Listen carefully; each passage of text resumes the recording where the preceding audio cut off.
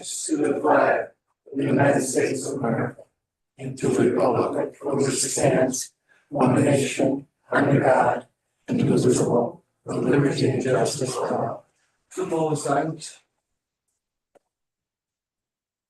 All right, let's get started.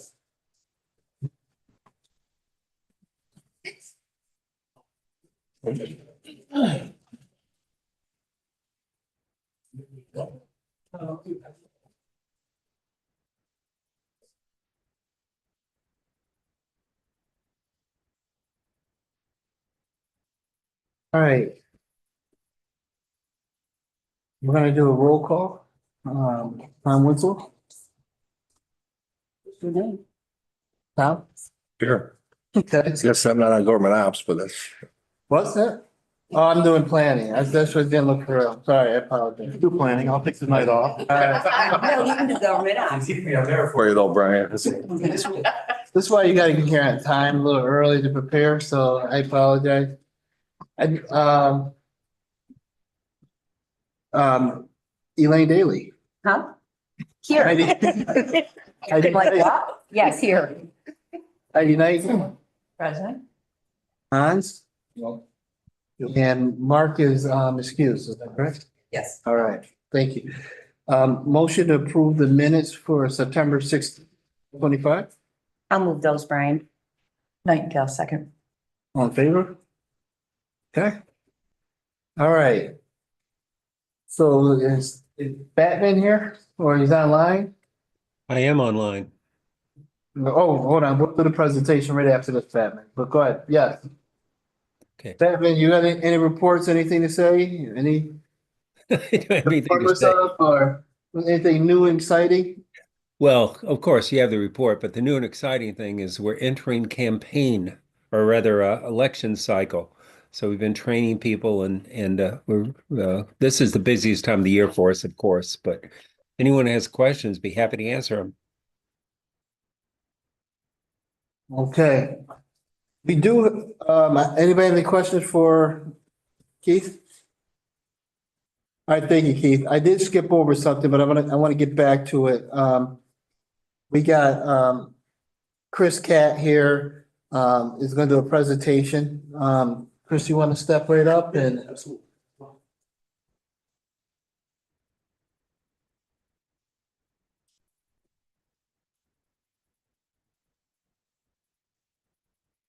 So Chris Cat, Siemens Smart Infrastructure, a couple of my colleagues as well, John Parch, Chris Gump. We're here today, we've had a lot of discussions with many of the stakeholders in this room, legislators, senior county staff, regarding doing an energy and infrastructure audit of Cayuga County's assets. One of the county's largest expenses that you can control is energy costs, not the commodity itself, but how much you're actually using. Cayuga County has done a number of things to become more sustainable and also save critical funds. So that's what we're here to share a little bit about. I will keep this brief. I know we have a packed agenda tonight. Our goal, simply stated, is to work with the county at Siemens' risk to perform an energy and infrastructure audit. In order to do that, we are requesting authorization from the legislature to work with your staff to pull utility bills and facilitate access to your various county-owned buildings, et cetera, to pull that audit together and then bring those results back to you and present those and see if there are ways to save energy and operational costs for the county government. With that said, does anyone have any questions? I have one, Chris. Sorry. Go ahead. With that being said, and I'm not going to hold you to it, but what's the approximate time for you to develop this? Sure. So the approximate time for us to develop it, and I'll let Mr. Gump maybe opine on this, but give it 2 to 3 months. The sooner we have the data regarding energy and infrastructure, and by data, I mean utility releases, the sooner we can get started going through those buildings. You've got a great team here with Shireen and her department, so I'm sure visiting those facilities will not be a problem. Thank you. I got the impression that you had already physically seen the facilities. Is that true? So we have not physically walked through the majority of your facilities yet. I'm familiar with some of them just from prior work in the community. And actually going through your county budget and, you know, the various minutes of these meetings, you can learn a lot about them. Uh-huh. Especially, you know, you're continuing to, you know, when there's so much information that comes about these meetings, whether it's maintenance contracts or different departments reporting back on HVAC conditions and things of that nature, so you can learn a lot from those. So when you do the physical tour of the buildings and you evaluate the energy costs, Energy usage, yeah. the goal is for you to come back and tell us, here are some opportunities for you to save money Exactly. by doing certain things to these buildings? Exactly. And the certain things done to these buildings are eligible for, I mean, how does it Yes, go? yes, certainly. Eligible not only to finance work today, based upon future energy savings, but also the relevant incentives that are out there. So there is still a great deal of funding, especially here in New York, to update infrastructure. So if we can update infrastructure and save tax dollars at the same time, that's an ideal kind of project. And you guys would be the middleman with the companies that might do these updates? I mean, I don't, Not necessarily. No. If we come back to you with projects that the county is interested in pursuing, Mhm. it's up to the county whether they want to pursue those and put a request for qualification out. Right now, our goal is to determine if there's anything that's worth bringing back to the legislature that you should be aware of. Okay. So that's why we want to audit it at our risk, Chris, so what does this cost the county? to do a preliminary audit, some time and cooperation. Okay, so it doesn't cost us anything. Correct. And it doesn't lock you into contracting with anyone specifically or anything of that nature. at some point, there should be something in it for your. Absolutely. I mean, if we find a bunch of opportunities and we bring those back to you and it's something that you're interested in pursuing and you choose to put out a request for qualification, we will certainly respond to it. Okay, But if we come back with nothing and or items that you aren't interested in pursuing, no harm, no foul. and if you answered it, you would help find the financing for Yes, all those absolutely. projects as well? Yes, Okay. absolutely. Financing and incentives, correct? Yes. Yes. Incentives and dollars, and there's Yep. a lot of different pockets of funding available, right? So you have future energy savings, but then you also have utility incentives from the utility. You have NYSERDA incentives. Yep. You have federal IRA dollars, which you're still eligible for up until the end of 2026. Given the age of our buildings and their compositions, you'd be shocked if we found no savings? I guess I'm curious. Yes, Yes. there's an absolute, Yeah, right. there's an absolute. We'd have to revise I was it. very interested in meeting with Cayuga County. Okay, all right. What's your success rate in finding savings for municipalities? Approximately 33% is the average. Obviously, you've got some municipalities in different parts of the country where the buildings were all built in the 70s, right? And then you've got, the Northeast where our buildings tend to be a lot older. It depends on the community, but You said success rate, right? Did you qualify, you said success rate? Yeah, yeah, Every project has savings. It's just whether the net present value, right, is worth it to you. So we gotta see how much savings there is and what's the cost. And is it solving other problems, right? So until you do the analysis, you may save $1, but it could cost you like that's not payback. It may not be solving any problems. So that's why you have to do the pre-work to really see if there's something there that makes sense. when an event, there is a savings, it's typically 33%. So the average amount of savings that we find on a municipal project is 33%, right? That doesn't mean every municipality, some might be a little higher, some might be a little lower, but that's the average. It's the definition of an average, you described. The definition of an average. Exactly. And we're looking for savings in a lot of different ways too, right? So you're looking at, for instance, lighting. You're also looking at building envelope and insulation. You're looking at mechanical systems. You're looking at aging mechanical systems that you're having to repair every couple months, air handlers that are constantly clogged that you can't get parts for. So taking that holistic approach and looking at all of those opportunities. Other question I have for you, in the event there is a savings. Mhm.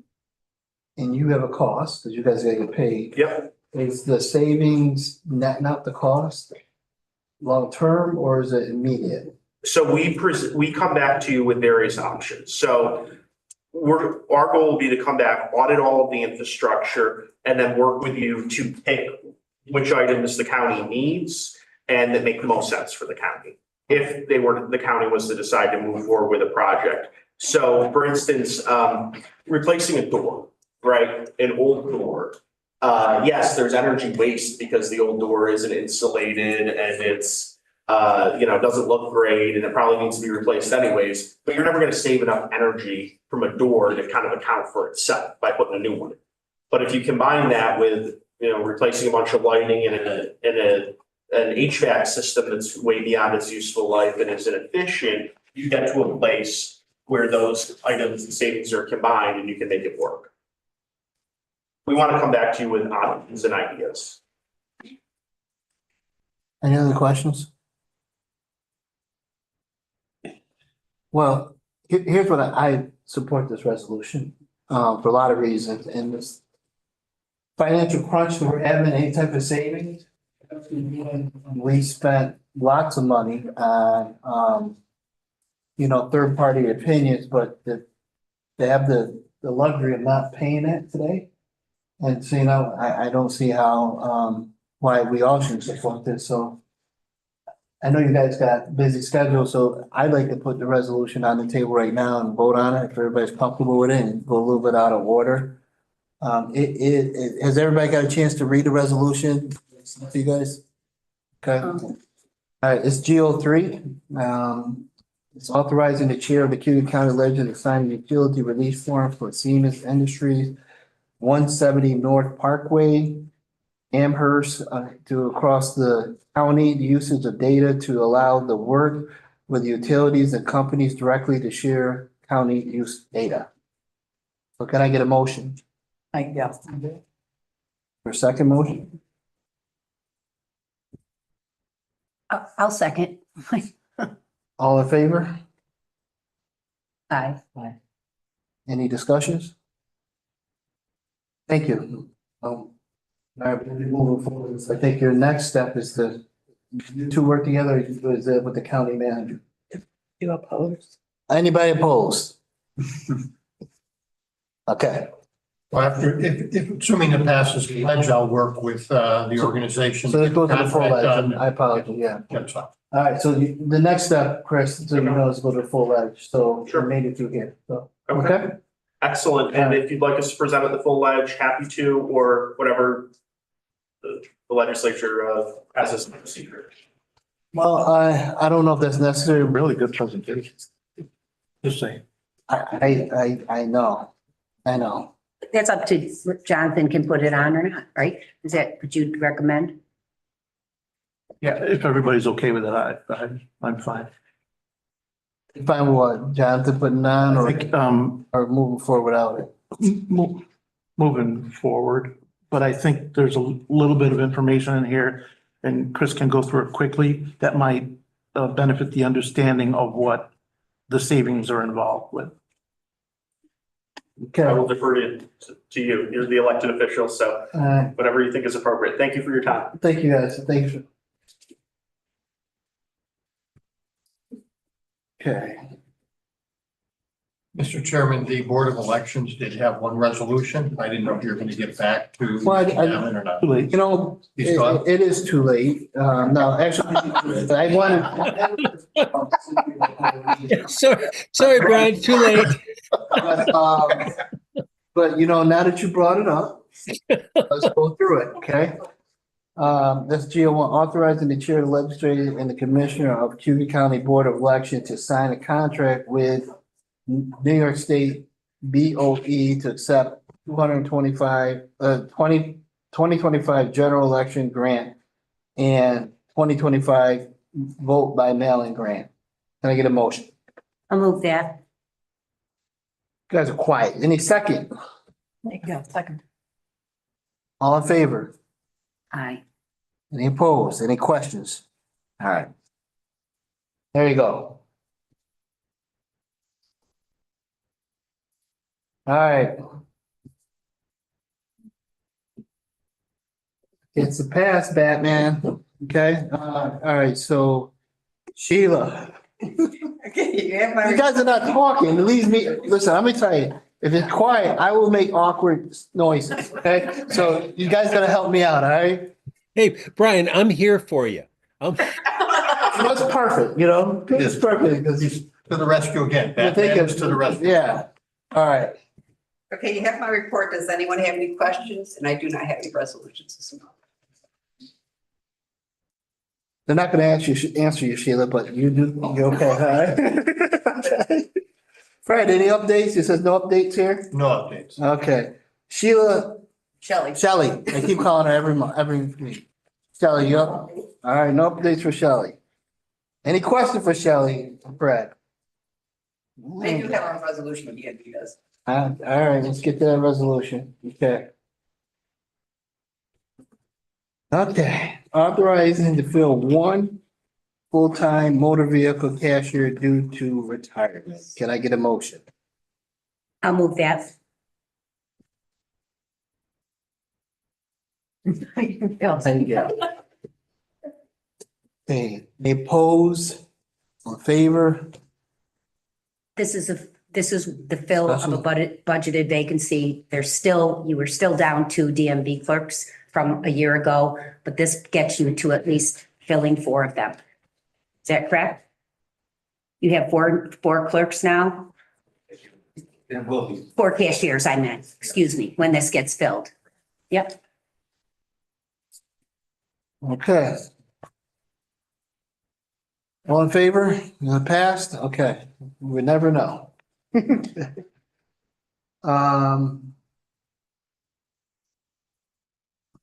Hope we don't know. Amanda, Jim? Yes, noted. Got it. Thank you. Okay, so, the story of North, Tom, So you have my report. The only item I wanted to touch on was the fact that I am working on an artificial intelligence policy. I will be presenting that to board operations and legal, probably in the next couple of weeks for next month for approval. Just to give you a high level overview of what that looks like. The policy itself is basically to be as proactive as possible, manage risks that are associated with AI, and just making sure that we're ready as a county to take on an official AI solution. Obviously, the policy will integrate with our existing IT security handbook. It's going to focus on data security. And basically, what the policy is going to do is make sure that we provide ample training, a staff sign off, and make sure that it aligns with our acceptable use policy. We've seen a lot of the use of AI tools in the county, such as ChatGPT, Gemini, Microsoft Copilot. So we want to get out in front of that and make sure that we're being as secure, again, following the acceptable use around those tools.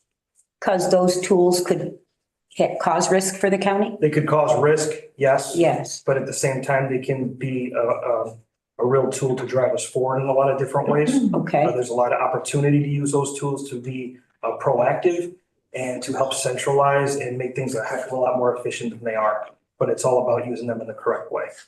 okay, all right. okay, I think you have a resolution too, is that correct? Yes. GO5. GO5. All right, so I get a motion for GO5. I'll move GO5. Can I get a second?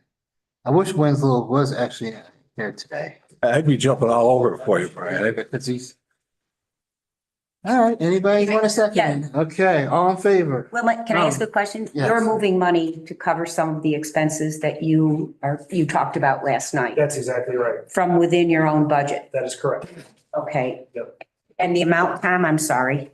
The amount itself, I think, came around 80,000, I believe. Okay, And that is to offset the cost of all the different fiber upgrades and internet upgrades we made to help with the move to Auburn Fire. okay. And the good news is you were able to find those costs within your own budget. Yes. All right, any opposed? All, I think we asked them enough questions. All in favor? Aye. All right. Courtney's normally not like this, okay? I don't know what's going on. They're pranking me. There's a prank out there. All right. It's usually worse. All right, I see Kevin. Kevin, I'm here. how you doing? I'm doing all right. Of course, as I'm getting ready to talk, I get a phone call, but other than that, doing well. Okay. All right. You You have have my a report. resolution and your report, so. Yep. So, standard, stuff on the, report. Keeping busy with activities and events.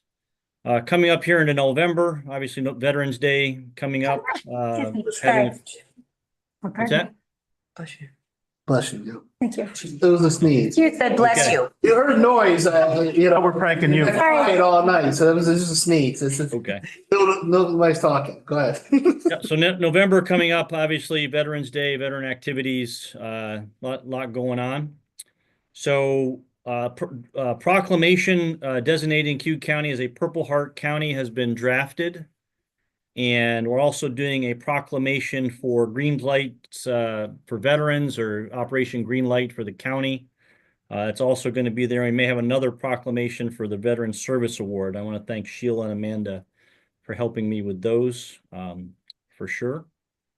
And working with Office for the Aging is always a good thing. Their big senior resource fair was a great opportunity. In fact, one of the things that we do is one of our handouts, instead of doing like pens or something like that, we hand out green lights for residents to put a green light out on their porch, on their driveway, to show support for veterans around the county.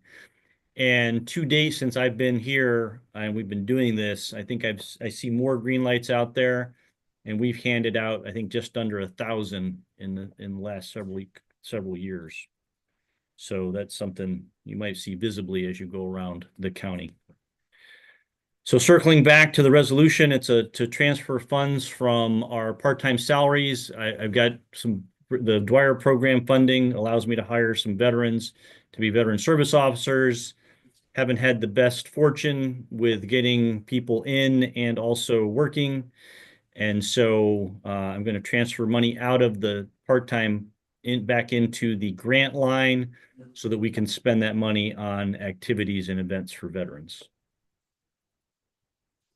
Okay, thank you, Kevin. Can I get any questions for Kevin at all?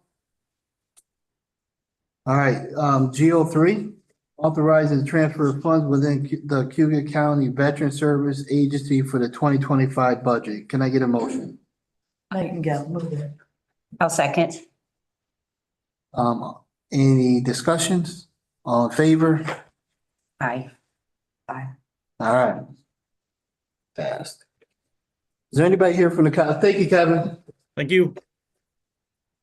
GO2, is anybody here from the college at all? Right there. Hi, Yeah. how are you?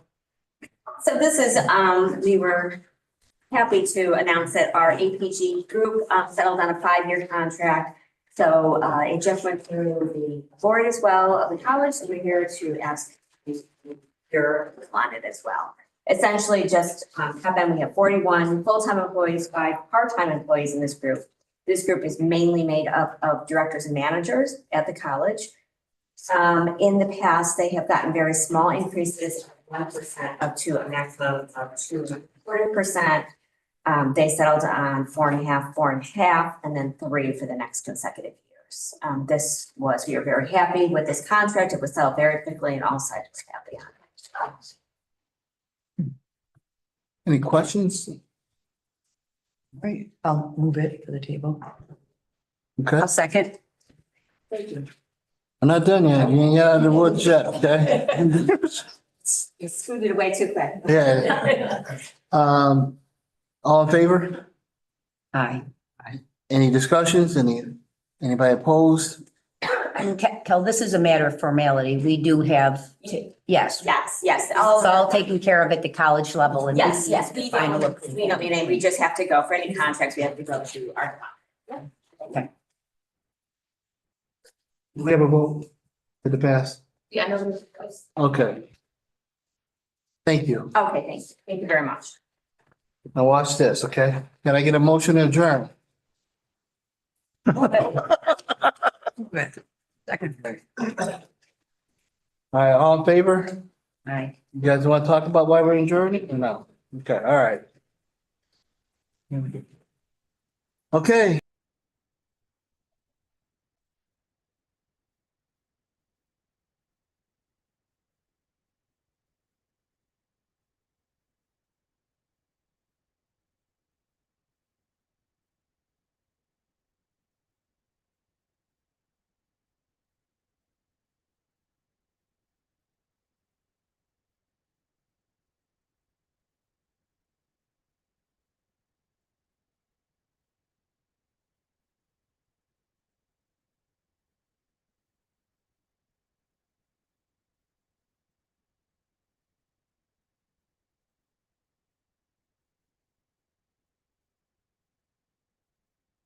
Well, this Keith.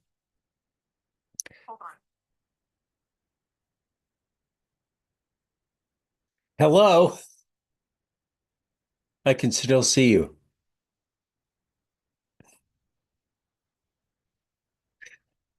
I just, Keith, I think they muted their room. They can't hear you.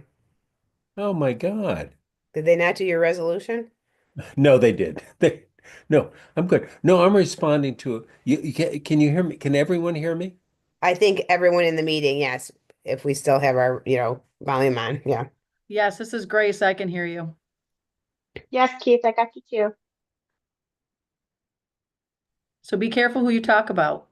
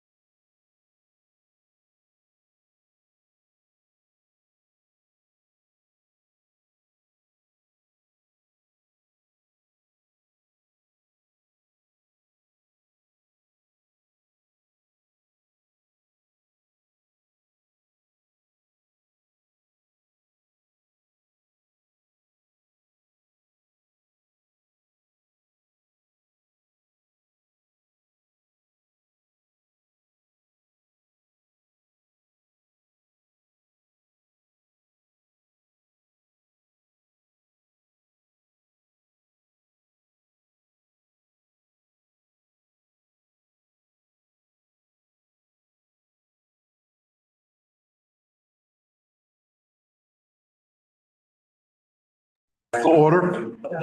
We have a lot to get through. We have a special ledge meeting at 5, so.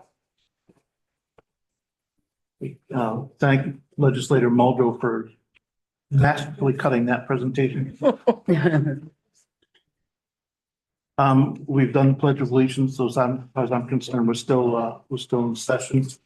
I'd like to also mention prayers for the Graham family. Just prayers and support for the loss they felt this week. So with that being said, we have Tom Winslow present, Elaine Daly, Aileen McNabb Coleman, and myself. So minutes, I'll entertain a motion for the minutes to approve September 11th, 2025. I'll move them. Second. All in favor? Aye. Aye. Any opposed? Thank you. Our first department update is Carrie, who's in Rochester. Hey, Carrie. Hi, everybody. Any highlights you want to go through? Yeah, just some things really quick for you guys. I know there's a lot in my report this month. Really quick, electronics recycling event is coming up next weekend on the 18th, and household hazardous waste will be the weekend after that on the 25th. There's still a lot of room in both events. So if anyone still needs to register, just call our department. Evan has been getting people registered if they can't get to it online. I know that Emily in my office met with Doug and Amanda O'Grady this morning out at the park. They have a solid game plan now finally for the solar component of the NYSERDA grant. And they're working closely together. And I believe Amanda is going to be ready to do an RFP for that portion of the grant by next Friday, which is awesome and amazing. Thank her for that in advance. The BOA grant, I'm happy to announce that we're having our first task force meeting finally. It's going to be next Tuesday. So that's getting off and we're excited. For the countywide strategic plan, you all should have gotten an email from Amanda Morgan on Monday. Our second survey is launched.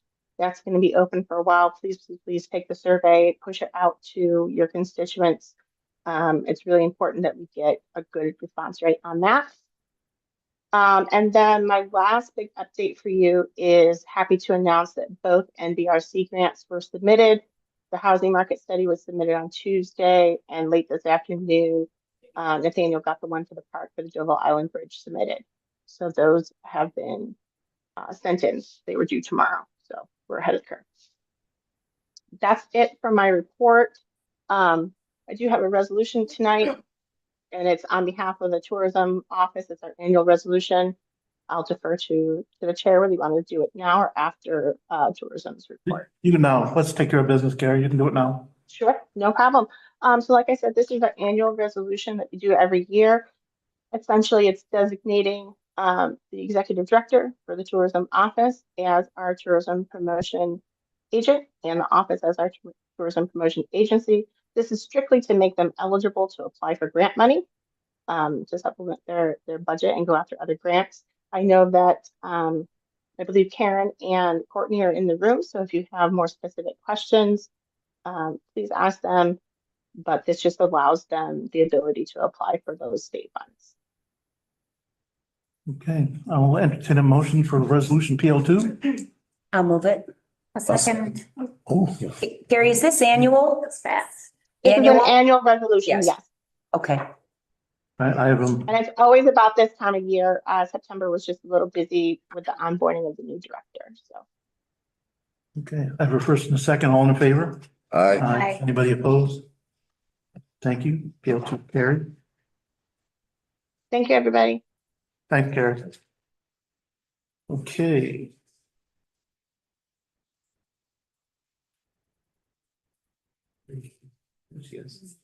Kelly.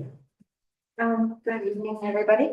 I will do a couple of highlights from my report. I do want to highlight, we've had a lot of interactions with manufacturing companies, more so than ever this month. Attended the manufacturing roundtable at the Advanced Manufacturing Institute at CCC. So present there were Weaver Machine and Tool, Courier Plastic, Cayuga Milk Ingredients, and MACNY, who we work closely with in terms of promoting their new program, the Real Life Rosies. So that's something that's new coming to Cayuga County. It was happening in Onondaga County. So it's really about how to get females involved and young ladies and females into manufacturing and how we can incentivize them to, take a chance and go into manufacturing, kind of myth busters in terms of manufacturing. So working closely with them. And then to take it a step further, we decided to really focus on manufacturing. So I have some tours set up with CMI, Nucor, Weaver Machine and Tool,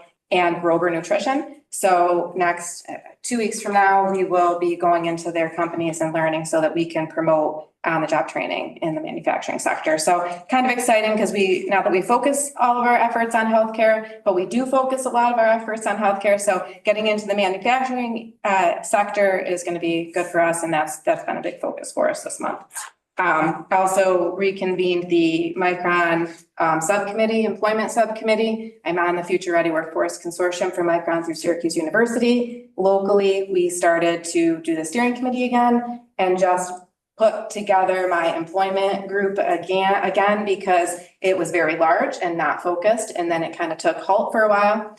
And we just started that back up again, really focusing with the college and BOCES on advanced manufacturing training so that it's not just for Micron, but also for manufacturing in the local community. Because again, we're going to see some changes once Micron comes, positive and potentially negative for local employers, because that could shift some of our workforce away from the local businesses. And we don't want that to happen. So anyway, that's my update in terms of what's kind of been going on this past month in employment and training. And then I do have a resolution tonight to create and fill a workforce development position, program assistant position under HELPS. This is due to a vacancy from a resignation, and it is fully funded and 100% reimbursed. Okay. Was it PL one? Was that correct? Yes, sorry, PL1. I'll entertain a motion to. I'll move PL1. Thank you. Second. All right. Second. We're not going to do the government ops thing. You seconded? No, he threw it to me. He let me do it. Thank you. Wow. I finally got a first and a second. So all in favor? Aye. Hi. Any opposed? Carried. Thank you. Great, thank you. Just quickly, you went to deal with the manufacturing because the employers came to you Yes, so the employers do come to me saying, saying we need workers? yes, troubleshoot, why are we not getting workers? How do we fill vacancies? And then, yeah, and some we initiate based on what we see. If we have a population of people or a lot of job seekers who are saying, I want to work in manufacturing, we'll do it the reverse and we'll approach the business. But often, especially since we've been in the Workforce Development Center, I will say, I'm not sure what the shift is because we still promote and advertise the same, but maybe just seeing Workforce Development Center, they don't sometimes realize we're the same people. Yeah, so it's amazing. I mean, I'm getting calls from employers every day. So it's a shift and that's a good thing. So. Would you? Kelly, I have Yes. Sorry. Hang. Question about the website. You're not listing your postings before? No, No. well, I mean, I know no, you guys did a good job pushing it out and right. putting it out there, but we weren't doing that also. So one of my staff members, Beth, she started posting the job openings on the county's website on our page. We weren't doing that before. We had a presence, but we weren't posting some of our jobs. So now we're doing that. Oh, good. Okay. I have a request. When you do work out a date for the site visits, can you include me in that email? I'd like to, if at all possible, try to make those. I have 4 set up for the 27th, I believe. 7th, all in one day. Yeah, so yes, it's kind of like a manufacturing field trip for me. So I have 4 businesses in that day. So Nucor, Cayuga Milk Ingredients, Weaver Machine and Tool, and Grover Nutrition are all in that day. What Okay. does the site visit mean? You go there? So I go, yep, I have them come to us and I do a tour of the Workforce Development Center, which has happened with all of those Employers. And then I like to go there because if I'm going to promote the openings, I like to see what it looks like. And I talk about our on-the-job training program. So, yeah. Thank you. Another thing I'd like to point out to the board is, it was just an oversight. We have appointments for the Workforce Development Board that we included on an update on the minutes, on the agenda, I'm sorry. So those are important. We need these people on that board steadily. So that was an oversight and, but they'll go before the full ledge, so. That was my oversight.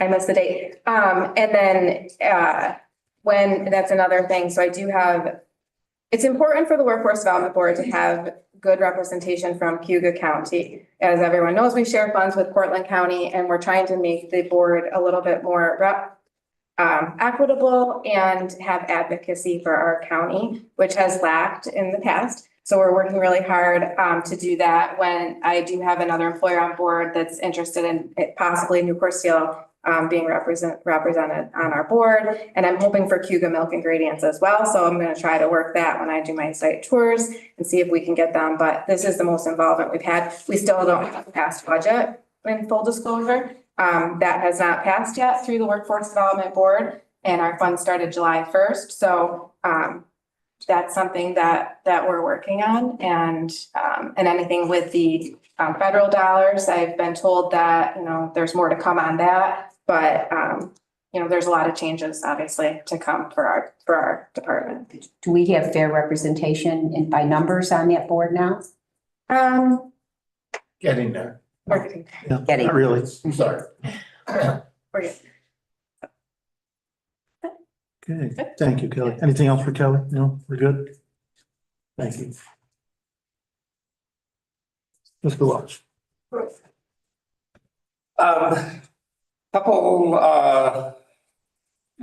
thing that wasn't in my report, you've probably seen different maps from DEC about us being in different states of drought. The one I use comes out of the University of Nebraska at Lincoln. So pretty much all of the county, except for the southeast quarter, is now considered to be in moderate drought.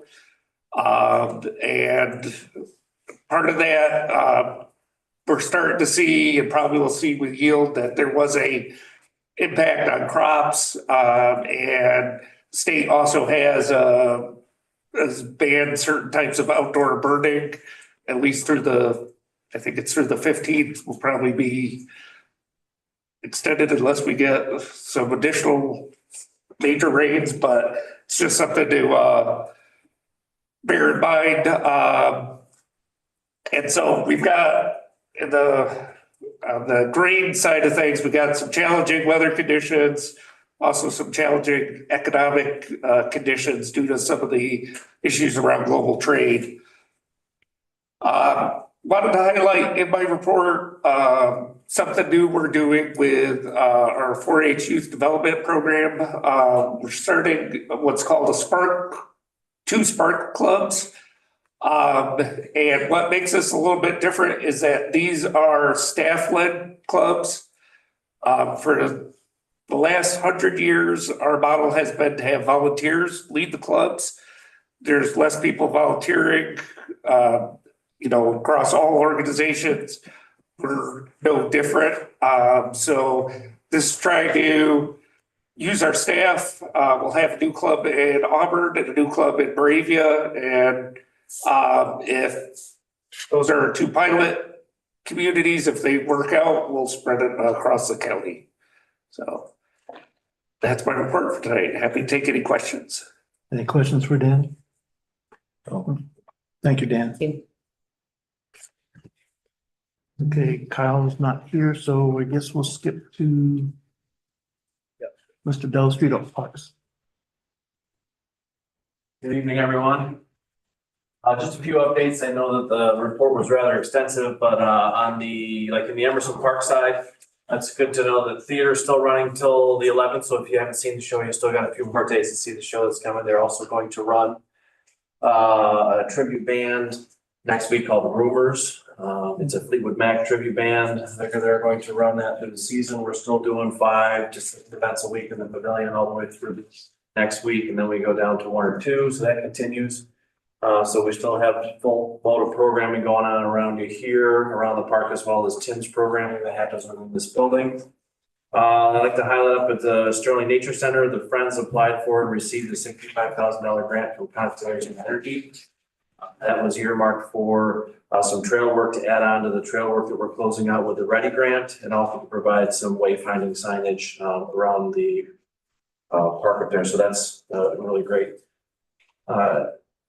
Success for them. The Stormwater Conservation District was here. They helped us clean up the sedimentation basin out back. That's probably 1,000 cubic yards of sediment that was intercepted by that structure that will then just repurpose here on property, used for fill and vegetate it all. So that system that was installed probably 15 years ago now continues to operate as planned. And so obviously we appreciate their assistance in doing the work associated with keeping that sediment out of the lake and improve water quality for what we can do here on the property. I think the only other thing that's probably not represented in there is we've gone through the phase 2 as we do every year of the snowmobile grant. So every year, we do a grant application that brings in about $110,000 to $120,000. The number fluctuates from year to year based on registrations for trail maintenance that the snowmobile clubs do. So we obviously appreciate their support, and they get a lot of the data together for it. We do the applications for that. That's just ongoing. Okay. The resolutions? I do. We've got PL3 in there is to accept a grant here for the Agricultural Museum. We discussed this at the previous session. We basically updated it to include a capital H fund. So this is to accept grant funding from both the Agriculture Museum Board and from the Emerson Foundation, establish a capital H for a project to enclose 2 of the structures that are just down the slope from us here, house the collection that's in the log cabin that's outside the building. I'll move PL3. PL3, any second? I'll second. Thank you. All in favor? Any discussion? Any questions for Doug? No? All in favor? Aye. Aye. Opposed? Thank you. PL4 is the authorization to enter into a contract with W2O for preventative maintenance for all the sewer lift stations within Emerson Park. This is an amendment to resolution 16325. All right. I'll move it. Second. Okay, oh, go ahead. Price change, is that right? So we had an original estimate and it went up by $100 by the time we actually had the 3-year contract with them. So I want to make sure that obviously the authorization spend matches the actual invoicing we're going to receive over the next 3 years. Okay, first and a second, all in favor? Aye. Aye. Okay, thank you, Pat. Anything else, Doug? No, that's it. Thank you. Thank you. Okay. Karen, further. Excellent introduction. So I'll start with that. This is officially my last report, ladies and gentlemen, to this excellent body. It has been fascinating over 7 years working with you. At the end of my report, I have a little love note to all of you, which I truly mean. The support that the legislature has given to tourism to continue doing its important work is greatly appreciated. Remember, we don't work just to bring tourists here, but we work to ensure that the destination is excellent for our residents. And the money that we bring in, both as visitors spend and additional sales tax, which is about $9 million locally and $9 million state, helps all the residents of the county to ensure that they have a better quality of life in our destination. And it is this body that really helps us get a lot of this work done, not only in supporting us through these meetings, but in supporting getting the word out of everything that we do. On that note, on to my report, and I will start with introducing our dear new Executive Director, Courtney Ray Casper.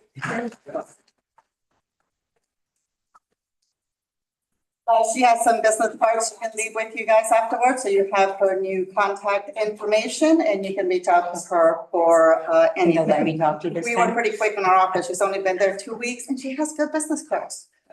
Just, little things.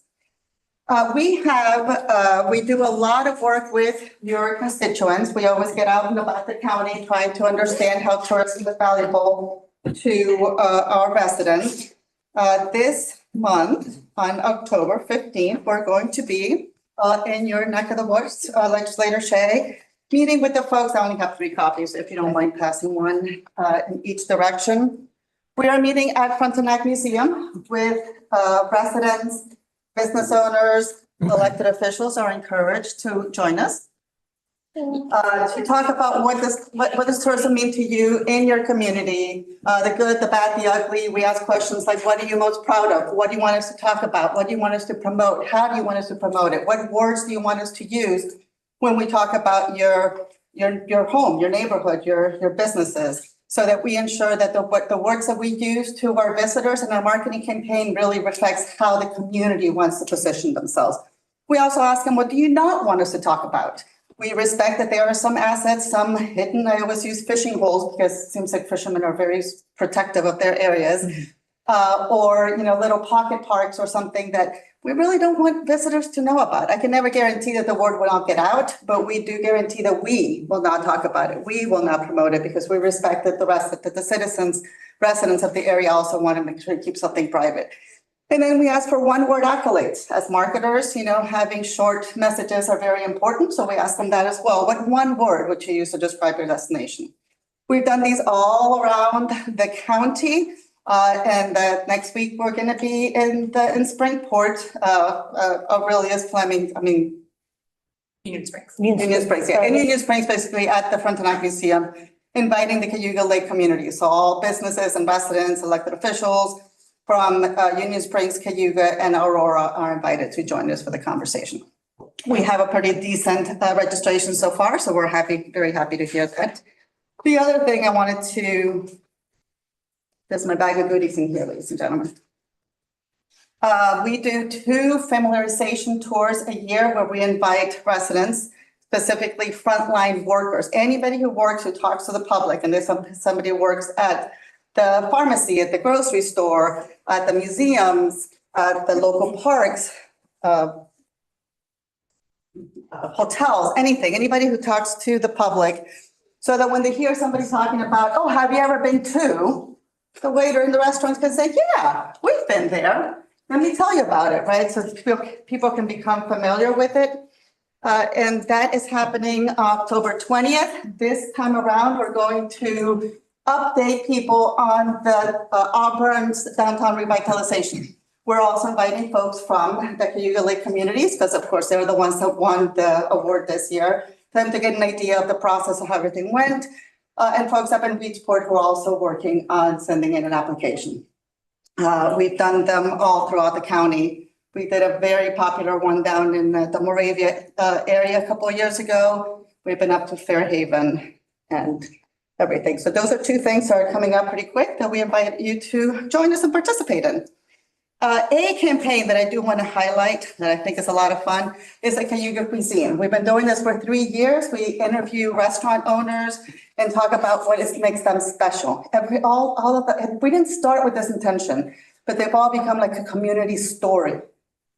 Why is this place important to our community? The one that we did very recently that skyrocketed was Pablo's. We had such amazing comments from residents and visitors stating how important this location was for them. So it's definitely turned out a lot of community pride that has come from those. And lastly, I do want to talk about, and I'm going to pitch it over to Courtney because she's a lot more familiar with this, America 250. Recently, we attended a conference where they talked about funding that's being distributed to all the counties. Cayuga County slated to get $15,000. A letter of introduction about this has gone out. I hope somebody has received it. I've heard from other counties that it got lost and they kind of had to track down through other emails because the person who was in that position is no longer there. So I just want to make sure that Cayuga County has this information. You have to designate a nonprofit organization by October 15th to utilize these funds. And it's 15, not 50. 15. Okay, Correct. 15,000. Yep. Yes, 15. So I'll let Courtney give you more details on that. So this is funding strictly that was in the New York State budget that was passed through the New York State Department of Education and also the Office of Parks and Recreation and Historic Sites. They designated certain amounts to different counties. Cayuga County was allocated $15,000. So there should be a letter coming from the Department of Education Commissioner to the legislator chair via email and or via the mail. We're bringing this up because you do have to make a decision by October 15th.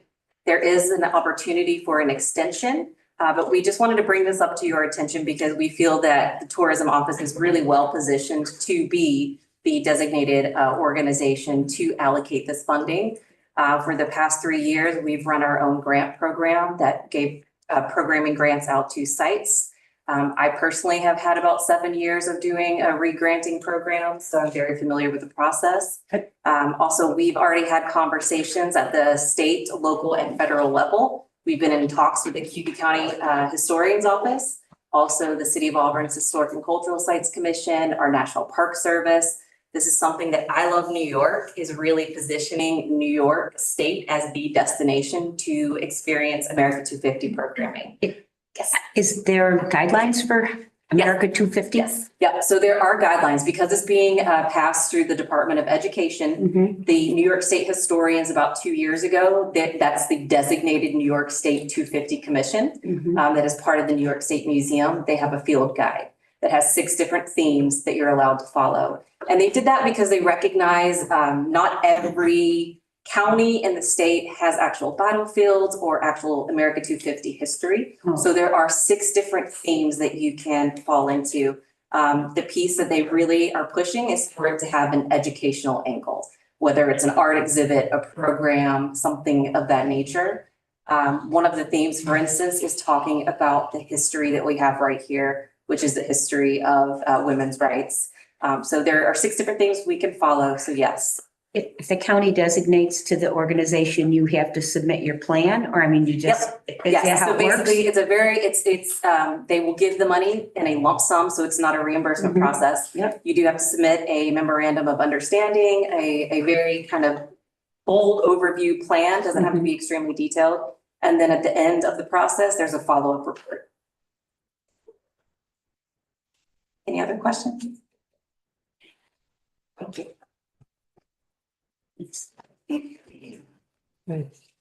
Down the letter. Right? Yes. Can't see anything. I think that's all our business today. Without further ado, entertain a motion to adjourn. Move it. Say again. Wow, that was fast. First and second, all in favor. All right, thank you. Any opposed? Nobody's opposed.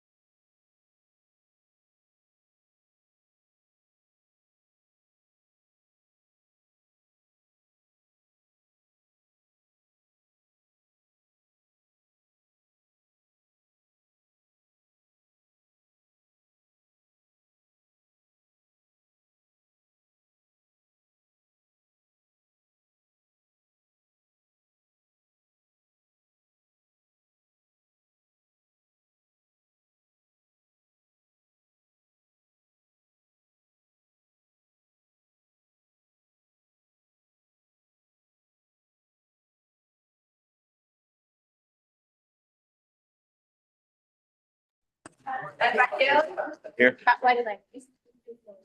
Wenzel, Here. Bob Shay, Here. Eileen McDevitt Coleman, Present. Hans Fletcher, Here. Mark Strong is excused, Heidi Nightingale, Present.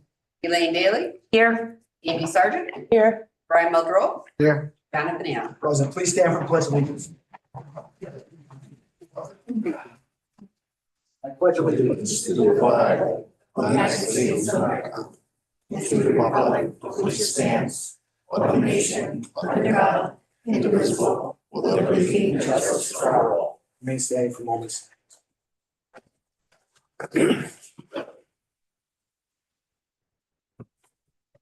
Thank you, may be seated.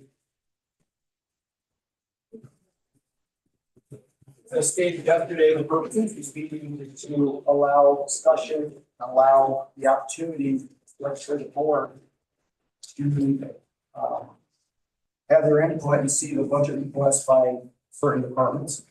And tonight, we're going to begin with the office date. You want to be sitting at the table. Paper vote.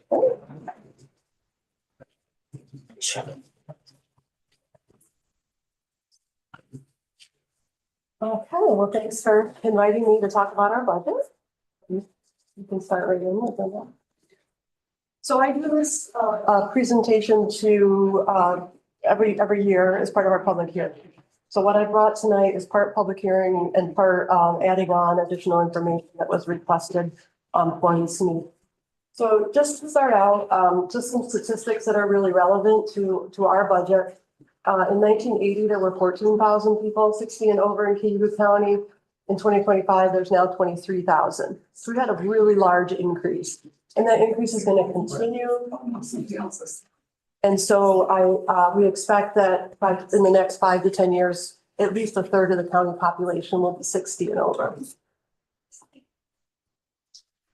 And that's particularly relevant because the population that we serve are typically in their 80s. And so we're seeing the end of the baby boomers turning 60 at this point, turning 65, getting into Medicare, and then aging, unfortunately, are good, I guess, that we age.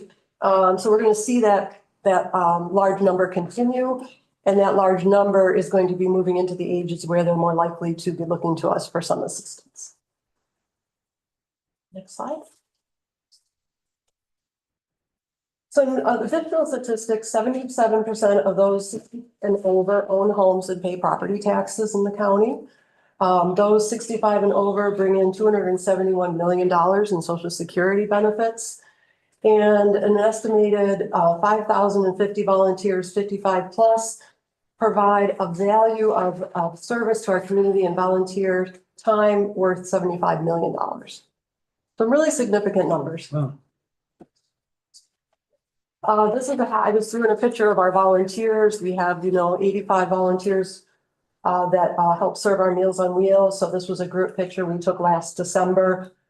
They're vital to our organization, and that ability to utilize volunteers rather than pay for delivery is a savings to the county. So we owe them a lot. So the different services that we do, I'm really summarizing here because we do a lot of different things in a lot of different programs. So I'm just going to try to give you an idea. If you want more information, I'd be happy to do that. We have over 4,500 people in the community receive information and education. So that includes when we do outreach events, that includes our quarterly newsletter that has all information that's important for older adults to know about. It might be eligibility programs, it might be the senior tax exemption, it might be upcoming educational opportunities. There's a whole variety that we try to get in there every 3 months. And then our yellow book, the resource directory for older adults, very popular with the older population, very popular with providers, doctors' offices that are looking for a concise, specific to Cayuga County information for older adults. So that's just some examples. And the next slide has a list of some of the things that we do. Our Medicare 101 class, we provide monthly. That's where we typically see younger people come connect with our organization, younger being 65 in our world. And then there's also a picture of us doing a panel presentation, moderating, and that was on scams, fraud, elder abuse, those kind of things. We do that kind of work all the time. We're involved with other providers such as the Alzheimer's Association, the Enhanced Multidisciplinary Team that helps prevent elder abuse. We do a caregiver training program called Powerful Tools. We participate in different outreach events that are put on in the community, like the YMCA healthcare. Our staff educate our colleagues within the county on dementia issues and caregiver issues and things that we have a specialty in because we work with older adults all the time. Certainly go out to the senior clubs, and of course, we just had our big senior fair with 500 participants. So that's some of the ways that we do our outreach and education. And then about almost the same amount of people, 4,400, receive direct services from us. So direct services can be a variety of different things. Through our New York Connect program, people receive benefits eligibility and long-term care options counseling. We see about 1,200 people a year for that. Our expanded in-home services, we call the ISIP program, provides case management and aids in the home. Of course, we have our Meals on Wheels and our congregate dining program. We have caregiver support, education and respite services, health promotion, socialization, transportation through the SCAT van and GoGo. We do the Medicare insurance counseling. We already have 200 people signed up and it's only October 9th. That goes October 15th to December 7th. Information and assistance is just all those phone calls we get about everything and anything that people are looking for help with.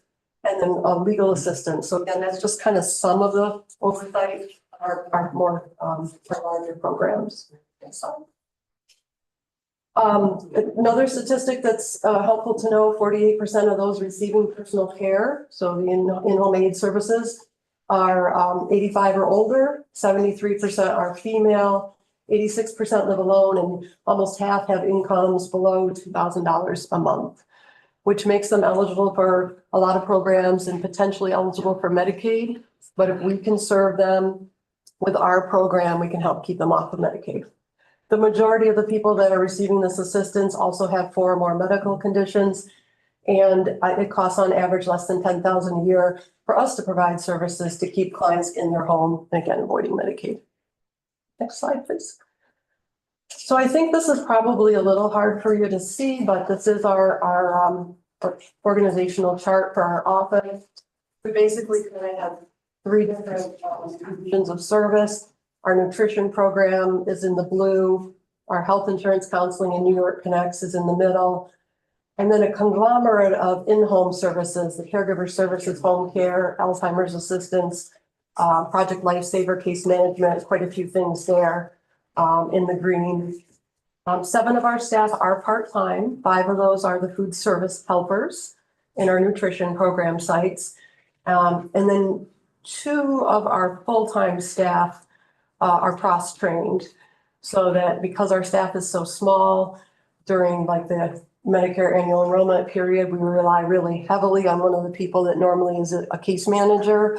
We pull her in for the health insurance counseling in the fall. And then same thing in nutrition, because that's a 5-day a week, every single day, get everything out.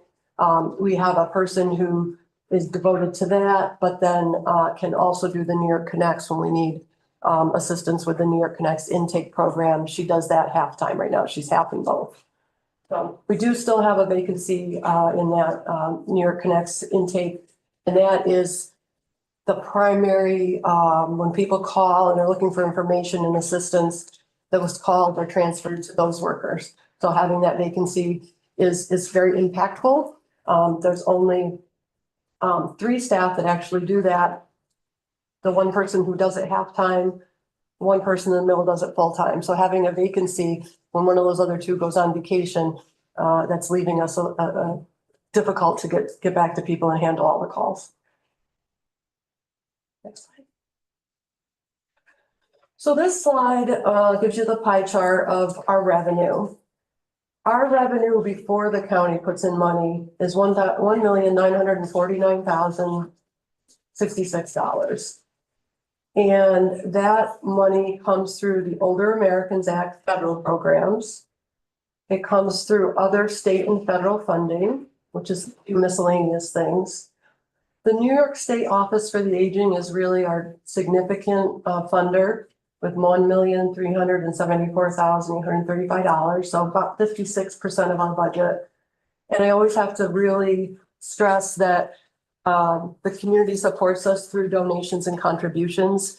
And most of these donations and contributions come in $20, $40, $50 increments, maybe $100.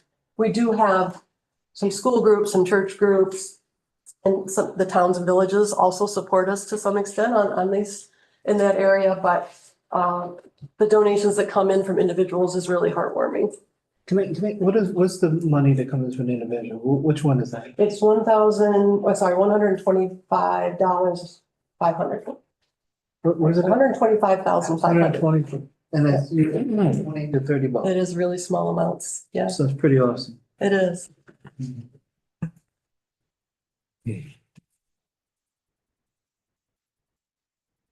So, I don't know if you want to ask questions about any of that. I'll just kind of keep going here. Brenda, If you double the, click. I do, yeah, go the ahead. county contribution that you're talking about is different than the local share on the budget? Same thing.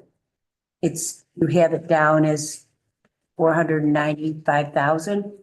No, I'm trying to, I guess just the question, or she's asking, if you go to the budgetary question on the 26th account request, your revenue shows 1.26, and on your sheet here, you show 1.9. Local share of the county contribution, you're looking is 495, 695 on the budget. You think that needs to check. Is that? right, that was my confusion.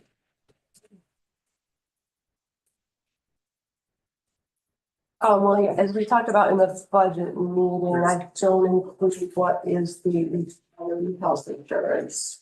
Does that make part of the difference? That probably would. Oh, the health insurance related to the employees would not be captured in that number? The retiree health insurance is not captured in that number. That's just our operating. Okay. Retiree health insurance is the 291,615. Right. Yeah, okay. Yep.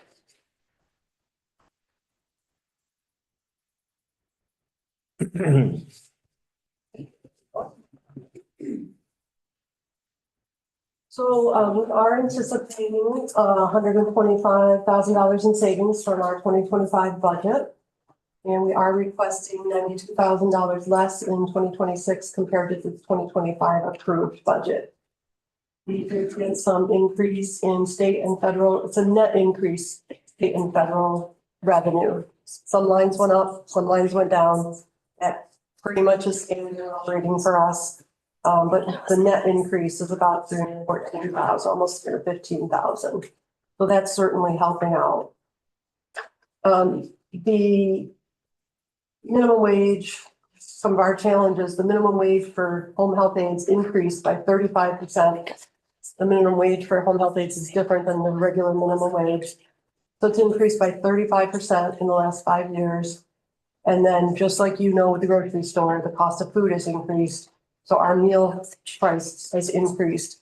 And that was despite doing a request for proposals to get the best possible price. It's still gone up 45% since 2020. So those are drivers of our expenses. Those are our two biggest expenditures and the biggest programs. We have no equipment requests. Professional services, we were asked to highlight. We have $10,000 listed for temporary help, including during the Medicare season.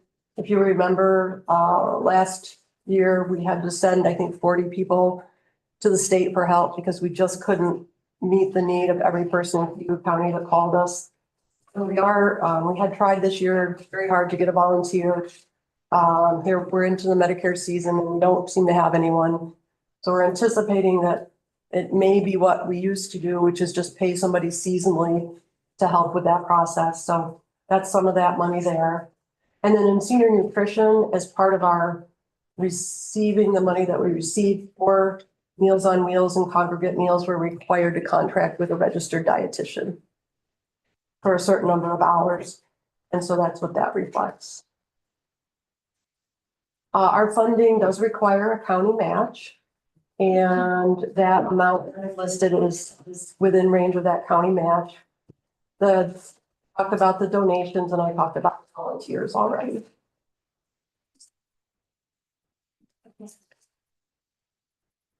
And then our mission is there at the top. And, you know, I think the philosophy that we follow in the office is we respect the contributions the older adults have made. And we feel like when they are needing a little bit of help, we want to be there for them. It's still hard for people to ask for help when they've been independent their whole lives. And we can just get them the Meals on Wheels and have somebody checking on them and socializing with them every day. You know, that's a start and that's a real big benefit to our community. Eyes on those folks and those, especially in the rural areas, but all throughout the county.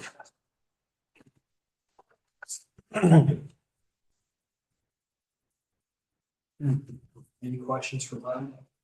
Any further? Mr. Chip? No, Oh, I'm trying to get Amanda's attention. I'm sending that to him. Thank you. anyone? How, Oh, go ahead. what's your experience lately of getting volunteers, Brenda? How has it been? Yeah. We work really hard at that. And so it's a constant challenge, especially in the north and in the south right now. We have a shortage. Knock on wood, we have a volunteer coordinator. He works really hard. And that's, you know, a huge part of what he does is recruitment. We do advertising. We do a lot of, you know, free advertising. It's always in the paper. It's just, it's just constant. Yeah. Just make a comment. I'm not looking for a response or anything, but you know, I'm an older adult now and growing up, especially in the rural areas, neighbors kept track of neighbors all the time. And that doesn't happen anymore. So my point here is that Meals on Wheels is very, very important to some of those people. And We do that for just over $13 a day per person. Total cost. Other than, like the distributive food, what other, things did volunteers do? Like what other duties? So that's kind of individualized. The senior fair we just had, 2 volunteers have been on our committee and helped us with that the entire time there that day. We also had another, I think 13 volunteers there that day helping. We have our advisory committee. It's a required committee. Those are all volunteers. We have people who work in the office and prepare mailing envelopes, things like that. It just kind of depends on what we need. Ideally, we do have people help during the health insurance counseling Medicare season, even if it's just to fold files that have been, you know, utilized or answer the phone or direct people. It kind of just depends on what people are interested in doing. Okay. What's the demand for the meals been like? Like you have a certain amount that you can do, right? And then you have some people that waitlisted. Correct. So is there are you seeing that growing or? Yeah, you know, it's funny how it's unpredictable. And so it ebbs and flows. And yes, most recently we've seen an increase again in requests for meals. And so, and the thing with the meals is because it's served every single day, a small increase in the number of people wanting service is a big increase in our expense. Mm-hmm. So it can move a lot in a year. But the last few months, we've had an increase again. Brenda, I just had a comment and a question. I attended your senior fair, which I don't know. Would you say 400 to 500 people attended the fair? We had 500 people. Yeah, it was amazing. And your whole team did an amazing job. Excuse me. My question was, the senior fair flyer, is that mailed out or is that something that just gets circulated in other ways? So like in the photo there, the senior fair advertising was on the front of the newsletter that we send out. So it's August.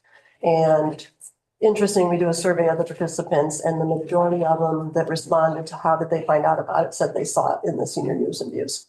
I shared a story with you that a gentleman I know from Cato, and I see Mike Chapman's here from Cato, And despite having our family as a resource, his own children as a resource, hung on to that information to go to the fair. He has mobility issues, to get his questions answered about home health care for his ailing wife. And the only reason I know this because my mother ran into him there and I forced her to go. So, but she ran into him and was like, what are you doing here? He said, I need to come here to talk to people, I need to talk to somebody. Now, when you talk about meeting the community in a dignified way, that is an opportunity that you're providing. So I just wanted hats off to you and your team for providing that, sharing that story about how somebody I know is specifically impacted by the work that you do. And I think it's important that you're hitting them at all levels and you have to send them things in the mail. And that's the only way they're going to find It's out. still really the preferred method. We always ask people if they want their senior news and views emailed or mailed, and by far the majority want it mailed to them. Yes. And our table was busy, as many of the tables were, but we had 4 staff assigned to the table all through the day. And there were constantly people at the table. And our staff came home with a folder of follow-up. You know, this person wants this, or this person I need to call back, or this person I need to schedule an appointment for the Medicare. And so it is a great way to connect with people. So yes, thank you. Anyone else? Well, thank you. And thank you, Brenda. Thank you.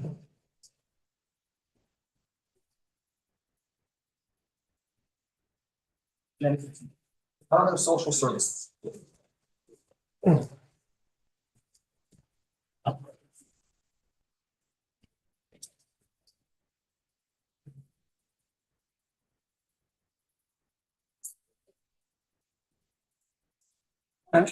I see.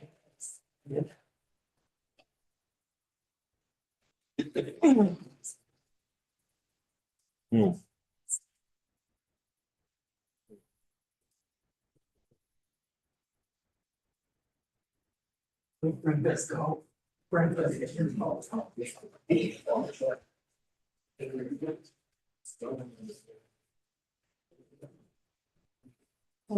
Ready? Okay.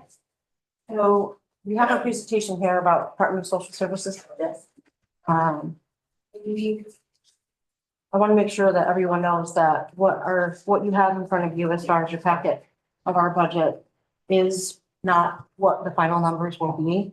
Lynn is continuing to work on and getting information for salaries that we will talk about, a head count decrease. She hasn't been able to get into units yet, so there will be some changes coming. So the bottom line that you can see on here and some of the figures that are in the different sections will very likely change. I spoke to Lynn yesterday and she said that over the next weeks and even the next months, the Department of Social Services budget will continue to be tweaked as we look at certain data points around cases that we have and information we have coming in around what we anticipate for next year that really will drive some changes that we'll make. So this is a kind of a point in time and somewhere to start. So I wanted to make sure that everybody is aware of that. And Lynn's on, and she has anything you want to say about any of the stuff she can, because Lynn really does play a critical role in the Department of Social Services budget.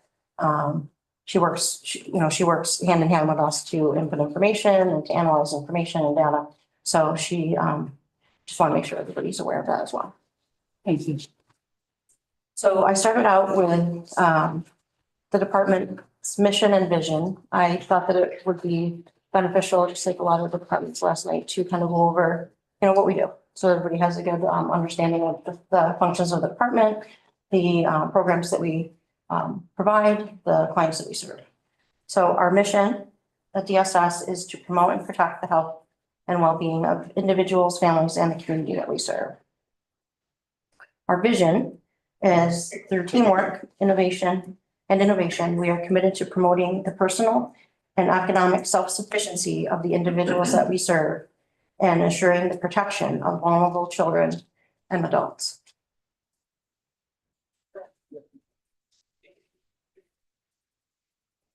The Department of Social Services is different than a lot of departments in that we are required to administer programs, we were required by the state, to administer social services programs and also public assistance programs to the residents of Cayuga County. So a lot of the programs that we're going to talk about tonight most of the programs that we talk about tonight they're required, they're mandated, and they have eligibility guidelines, and they have certain ways that we have to perform our work. So there is not a lot of work that social services does that is not required. So that is different than a lot of the different departments in the county. So I wanted to kind of structure the talk tonight about the public assistance programs that we have, and then also the children and family services programs that we have. So we're going to start out talking about the public assistance area.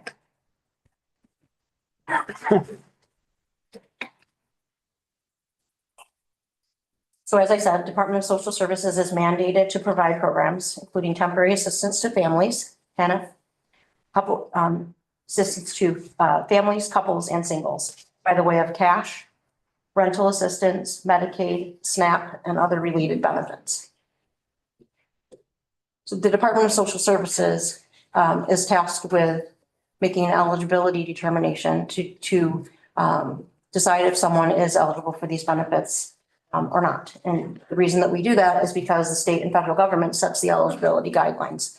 The Cayuga County Department of Social Services does not set those guidelines. We do not raise and lower eligibility standards based on how we feel about the program or how our county is doing financially. It is the eligibility standards that are set by the XTs and the state and federal. The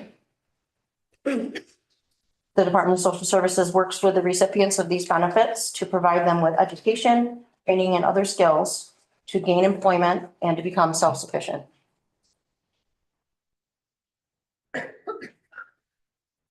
This next slide, there's a ton of information on here, and I think that I'm going to go through some of it, but it does give a snapshot of the services that we provide and the volume of services that we provide to the residents of Cayuga County. The first one that I have up here is SNAP. That's the Supplemental Nutrition Program. It provides food assistance to eligible low-income families. And in Cayuga County, over 5,000 households receive SNAP benefits each month. Medicaid is a program that provides medical assistance to eligible individuals and families. There are approximately 20,000 individuals who receive Medicaid in Cayuga County. Of those 20,000 individuals, 6,500 of the cases are managed by the Cayuga County Department of Social Services staff. HEAP is the Home Energy Assistance Program that helps with the cost of heating and cooling for qualifying households. 6,229 Cayuga County households received HEAP benefits during the federal fiscal year 25, resulting in $3,343,982 going out in payments to the vendors. Cayuga County's allocation to administer the HEAP program was $191,439 in federal fiscal year 25. The allocation does not cover the cost to administer the program. So there is a local share to that to getting all of that money out on behalf of the residents who qualify. Employment and training programs are provided to persons receiving public assistance or SNAP to help them with developing skills and obtaining work to help them become self-sufficient and not reliant on the assistance benefits that they have. The Support and Collection Unit of DSS provides a range of services, including establishing fraternity, obtaining child support orders, enforcing support orders, and collecting and distributing child support payments. There are 6,600 cases that are currently active and being managed by Cayuga County Collection Unit. The Child Care Assistance Program provides subsidies to offset. I got a question. When you say managing, is there any alternative? Like, are people managing on their own? I mean, and there's a couple other spots you brought up where they're managing. Is there other sources for those people that are not being managed by the county? So with the child support and the collection unit cases in particular, they don't touch every one of those cases every month. So those are cases that we have, there's orders on those cases, there's work that we've done. So some of them may be very intensive at the beginning to try to obtain a support order to collect money, and then that might not be something that we do very much with. Not every person that pays support does it through the Department of No, Social Services. no. And you're There's many entitled, more. you're required if they're on public assistance and there is a parent, that parent must contribute to the cost of their. There's some of them, but some Yes. of the other, some of these other 6,600 cases are just our folks that need help with. Court ordered Yep. to enforce the order. Mhm. So, yep. It Yep. doesn't matter what your income level is. Yep. Yeah. Right. If the court feels that the department has to manage the support order, you get the referral and do it. So the money, you collect the money and it comes into the county and that's money that You pass on. you're passing on to Pass the it back, parents yep. or you pass it on to discount their bill? Or how much their services? Well, if they're on temporary assistance, that's different. But most of these cases aren't folks that are on temporary assistance. Most of them are community residents. Okay. And the money that we take in through the support and collection goes out to the parent who's receiving the Okay, the that's support what's clear. payment from the I just wanted to know. parent. Okay? That's a good question. No, is that? That was a good question. No. So, childcare assistance program provides subsidies to offset the cost of daycare to income eligible Cayuga County residents. Our allocation in 2025 was $3.3 million. This is a program where we don't have a local cost. We do take in the applications, we determine the eligibility for the subsidy, but we do not have a local cost to this program. We could, we stay underneath the allocation so that there isn't a local cost. Some counties have decided that they want to contribute local dollars to help with offsetting the cost of childcare. Our approach has been that we use our allocation. The last two bullets on here are TANF and Assistance to Families. Those are two large programs. I want to talk about this more specifically. Are each one of, I'm sorry, each one of those ones on that slide mandatory or just first few? These are all mandated. Okay. SNAP mandated Medicaid, employment training, for reflection, childcare assistance. I guess we could not take in our allocation. We didn't want to Michelle. Yeah, But that's not something that we. Right. Can't imagine any district that won't Right. get the block grant, right? So TANF, Temporary Assistance to Needy Families, as I said, provides benefits to qualifying families, and the TANF expenditures are 100% reimbursed. I put a slide on here that shows over time, the numbers of cases of families that have been receiving TANF benefits each month. And you can see that it's been climbing, but not dramatically. I believe this year we're at 241 year to date. So we'll probably come in right around the 260, 270 that we have been for the last few years.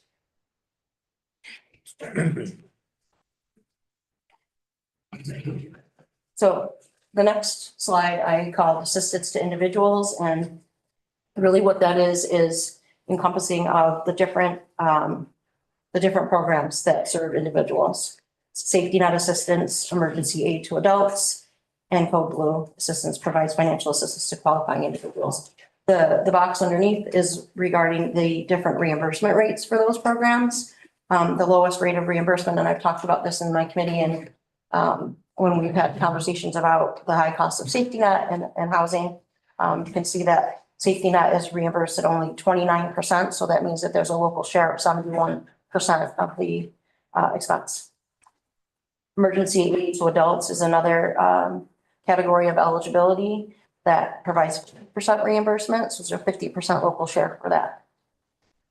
And the emergency order is really our Code Blue, which is 100% funded. That's only for when we have cold weather and we're providing benefits that we're required to provide housing for folks that are coming in from being on the street and saying that they don't have a place to be sheltered. The category of eligibility really is determined by the particular circumstances. If they receive benefits like SSI, things like that, it really it's kind of complicated, but you have to determine their eligibility based on their circumstances. So they fall into one of these categories. I've talked at meetings before about safety net expenditures and the high cost of providing emergency shelter. This next slide really illustrates how much money we budgeted in 2025 for safety net, $5.1 million. After reimbursement, it would be a local cost of $3.1 million. The $5.1 million includes the safety net payments that go out to recipients each month based on their qualifying for that benefit, which is like a cash benefit that they would use to, rent, pay rent at an apartment, buy things that they need. And within that $5.1 million is also payments that are made to hotels, emergency shelters, and we also do indigent burials. So the Department of Social Services is, for folks that don't have resources, we're able to provide indigent burials for them. So that's I don't remember how much money that is exactly in that line, but there's some of that $5.1 million just for indigent burials. I talked to Christine too about clarifying this because you hear the numbers thrown around, 5.1 million for people to stay in hotels. There is people staying in hotels in this Yes. Total number. Yes. But it is not all 5.1 million spent for emergency housing, space load management and indigent burials, right? Yeah, and as we get down through 3 more slides, you're gonna see the cost of All right. the shelter expenses broken out. Great, thank you. Okay? Yep. So so from 25 to 26, there is budget line in here for $5,640,000 for safety net. After reimbursement, that will be a local cost of $3.335 million. The 3.3 to 3.1, that's a 7.75% increase. That's where I got that. It's not between the 5.1 and the 5.6. It's based on the local cost, the percentage of increase. The next slide is about where is the 7.75% increase coming from? Like, why are we needing to spend more and budget more? It's really based on the increase of recipients for safety net assistance, but more so due to the high cost of housing in hotels and shelters for those folks that are also qualifying for the emergency shelter out of this pool of eligibility. The next slide is to illustrate how our numbers have changed over time for the safety net assistance provided to individuals. The slide is the average number of individuals receiving safety net benefits each month. And we go back to 2020 from 406. We took a dip in 2021 to about 384. That was because of circumstances that happened with COVID and evictions not being able to take place during that time frame. 403 was a little bit lower, and then you start to see us climb back up in 23 and higher in 24. Year to date in 25, we're at 469, which is higher than any of those years already, and we still have 2 months to go. 3 months, October, November, December. So we'll be over the 469. So the next slide is about our emergency shelter expenses, which includes what we pay for the shelters that we have, and also the hotels, motels that we utilize for emergency housing for the overflow. So not everyone that's provided emergency housing in Cayuga County can stay at Chapel House because there's not enough beds. So we have to look for other alternatives, and we utilize a number of the hotels in Cayuga County and one in over the edge in Onondaga County for that overflow. So you can see that our costs from 2021 to 2024 and into 2025 have gone up every single year. Started out in 2021 at 1.4 million total expense, 2.1 for 2022. 3.2 million for 2023, another big jump, 4.1 in 2024. And you can see that our projected for 2025 is $4,351,964. So the good news is that it's looking like our 2024 numbers and our 25 projected are going to be about, a little bit different, like 5.59% increase, but nowhere near the dramatic jumps that we were seeing 21 to 22, 22 to 23, 23 to 24. So this is what we'll know a little bit more in the next, coming months, like where we're going to come out with our emergency shelter expenses. It's very hard to project that. It depends on who comes in, that is qualifying for the benefits. But it looks like this is starting to stabilize, I hope, and that we would be able to come in similar or come in lower for 2026. You be able to utilize the rescue mission, the shelter that's being built to help offset this? Yeah, so I wondered if you were going to. So just yesterday, we received the news that rescue mission was awarded $15 million in funding through the HHAP program, through OTDA, New York State OTDA, Office of Temporary and Disability Assistance, to help with building the shelter on the Grant Avenue site that I've been talking about for years. So we were waiting for, it's a big deal. Huge. Like yesterday, like it was like very exciting, very exciting. How many beds? 80? 80 beds. So, big, full steam ahead, essentially, that we were waiting for the news on whether or not this was gonna actually happen with the funding, and we found out yesterday. So it is very exciting. So the estimated date that people will actually be able to go into the shelter once it's built is the fall of 2027. In the spring of 2026 is when they will be starting to work on the site and starting the build out of that shelter. So very, very exciting. So when we get to that point in 2027, all of this hotel usage that we have that we're utilizing now for singles, if our numbers stay stable, we won't need to do that, or there will be far, far less hotel beds that we need to use. We will have to move the current population that's on Grand Ave. Yeah, so prior to the 16 beds that are at the Rail Lake Emergency Shelter there, they won't be able to stay there once April comes. So that is true. We'll have to, come up with alternative arrangements. We might have to use hotels more in the interim to get from that April date until the fall of 27.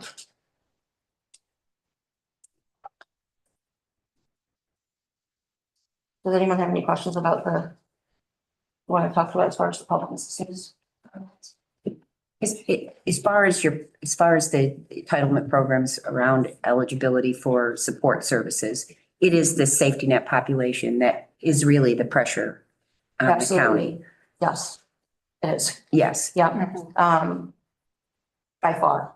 Yes. The good news is we seem to be being a little bit more stable right now with our numbers, at least compared to 24, 25. I mean, it's still way up from the last handful of years, but hopefully we're starting to stabilize. Like we did not see that over the last few years. It just kept going up. Significantly. Yeah.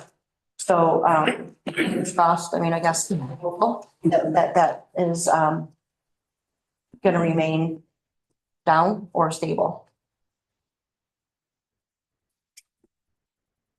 We have been seeing increase in folks being able to find permanent housing.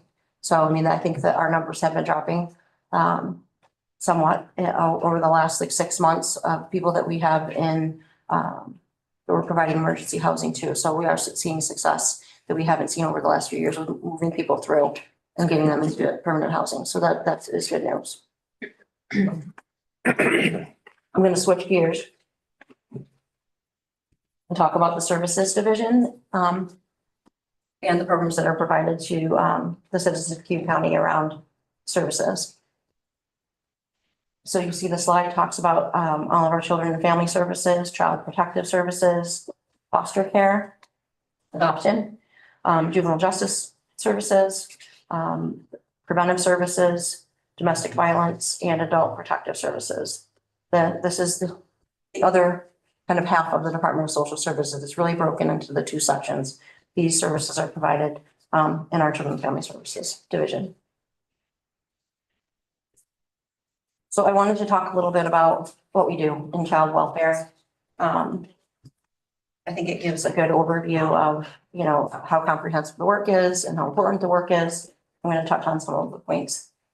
Department of Social Services Child Protective Unit investigates between 950 and 1,100 reports of child abuse and or maltreatment annually.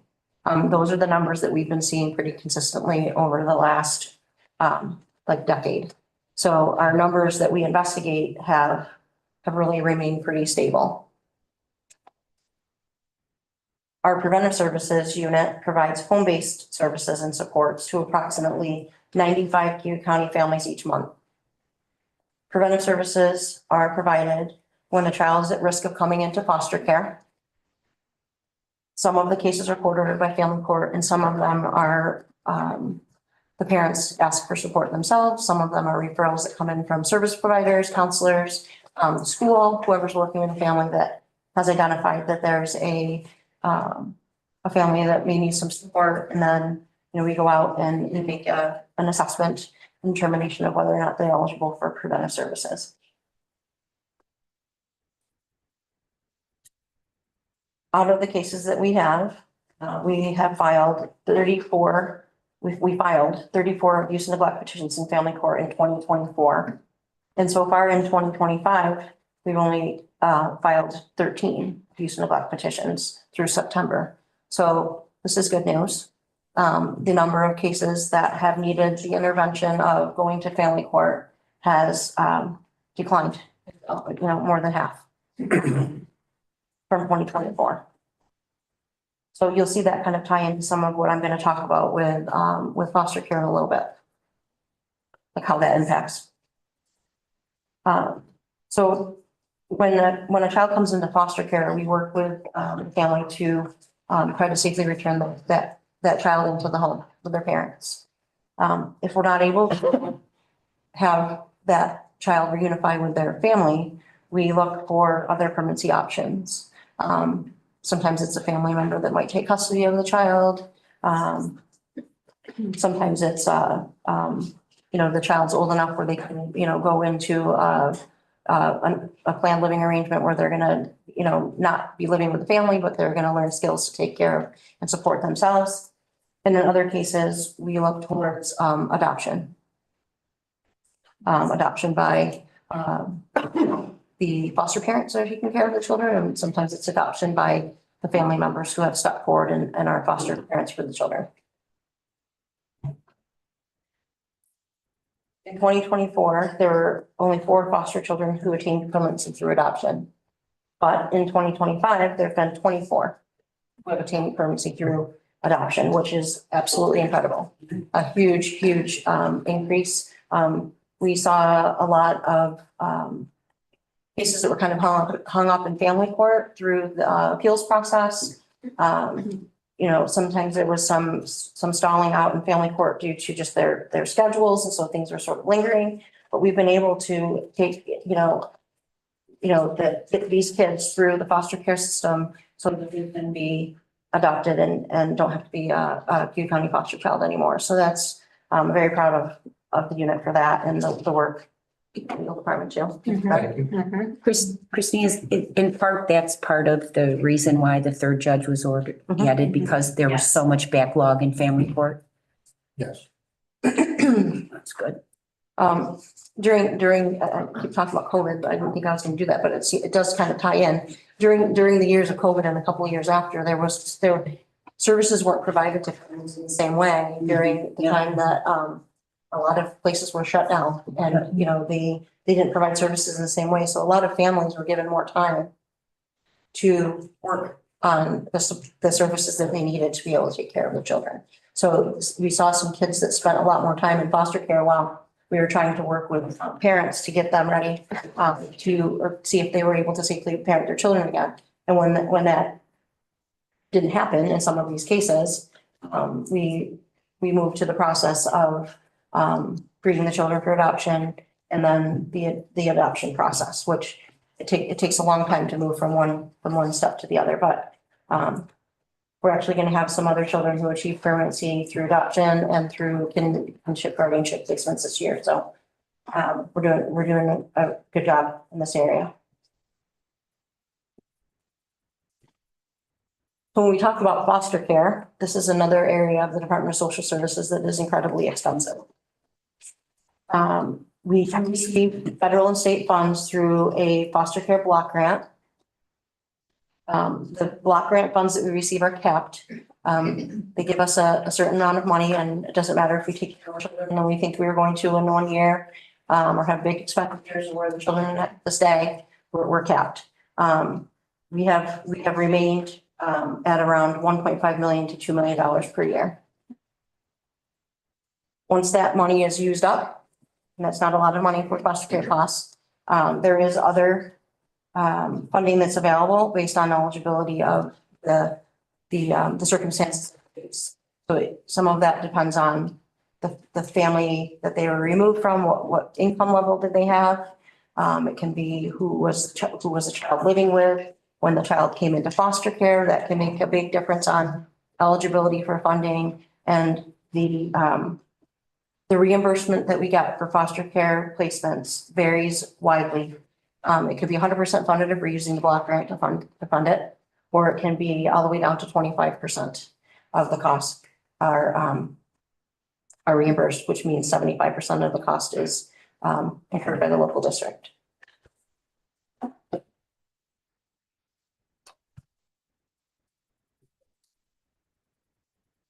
So with foster care placements, it's important to know that the New York State is the one who determines the rates that are paid to foster parents and to the voluntary agencies that run foster care home-based programs and residential programs.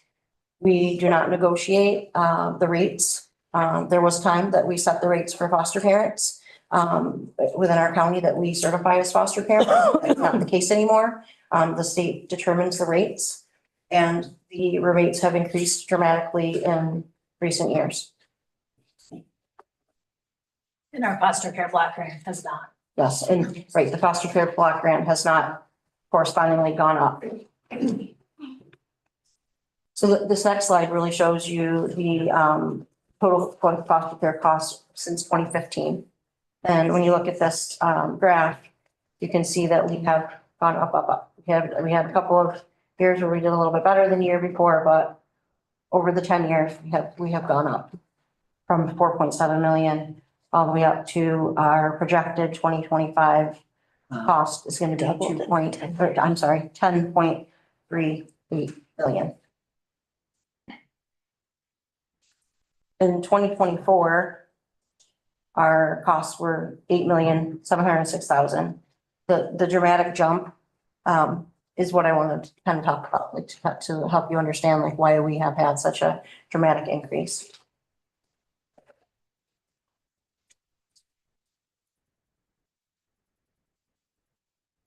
Okay.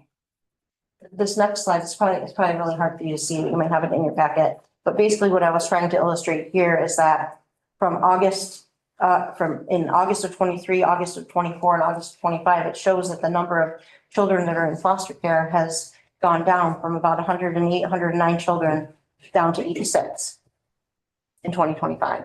But our costs of care have gone up. So what's happening? We have about the same number of children that are in residential placement. If you can see this slide, it talks about the number of kids in institution placements and in group homes. It's around 9, 12, back down to 9. So right now we have, I think 13 children that are being taken care of in a residential placement. And what a residential placement is a voluntary agency that provides foster care in an institutional setting for a child that has very complex needs, and their needs are not able to be met in a lower level of care. When a child is in foster care, we always look to place that child and have that child stay in the lowest level of care that will meet their needs. So the lowest level is a regular foster home that we certify through the county. The next level up from there would be a therapeutic-based foster home where the foster parents have more skills because they've had more education around managing children with difficult behaviors or medical issues, whatever those things are that the child has. The but the voluntary agency is managing that foster home and there's an administrative cost on top of the foster boarding home rate. So that's the next level. It's more expensive. And then up from there is your next level is a QRTP or a residential based placement, which I have a slide that in a couple talks about that. That's what too. So residential placements and QRTPs are the highest level of foster care. They're utilized to provide care to children whose needs can't be met at the lower level, like I just said. We have children in QRTPs, so in residential placements right now, that are medically fragile. We have children in those placements that have significant developmental disabilities. They have very low IQs. They have significant mental health needs and or safety concerns. And what I mean by that is they have behaviors that really prohibit them from being around other children because of behaviors that they've exhibited around sexual offending.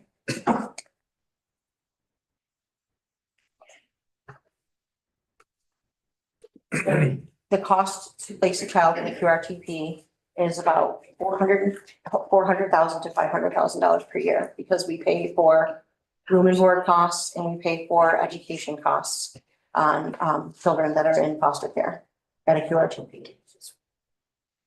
The reimbursement rates for these costs vary. Some of the children were paying 75%. Some of them we received half. So there, no matter how you shake it out, these are very expensive placements. I have a slide that's an example of an agency that we use a lot, William Jordan Agency. We've contracted with them for as long as I've been around, for decades. They provide care for children residentially. And I went back and I looked at the daily rate that we pay them. So we have a 2010 room and board unit, daily rate, $248. And now our rate that we pay them in 2025 is $810. You can see that the rate that we pay has dramatically gone up. And again, these are dictated by the state. It's hard to predict too. Sometimes when we talk about budgeting, like what is the rate going to be next year? What we have seen recently is these voluntary agencies that provide the residential care are appealing to the state to have higher rates for their services they provide and the care they provide, and they provide a lot of documentation of the services that they have, what clinical services they're providing to the children. They have nurses on staff, they have psychiatrists, and those are all very costly. And so they appeal to the state to ask for a higher rate. We had a voluntary agency that went through that process, and it took them 2 years to receive the approval to increase their rate, but it was retro. So we had a huge adjustment that we needed to make around the payment that they were to get for children that were not even there anymore. But that was a process that we don't have really any control over. I think that it's probably happening more and more. It's going to be happening more and more.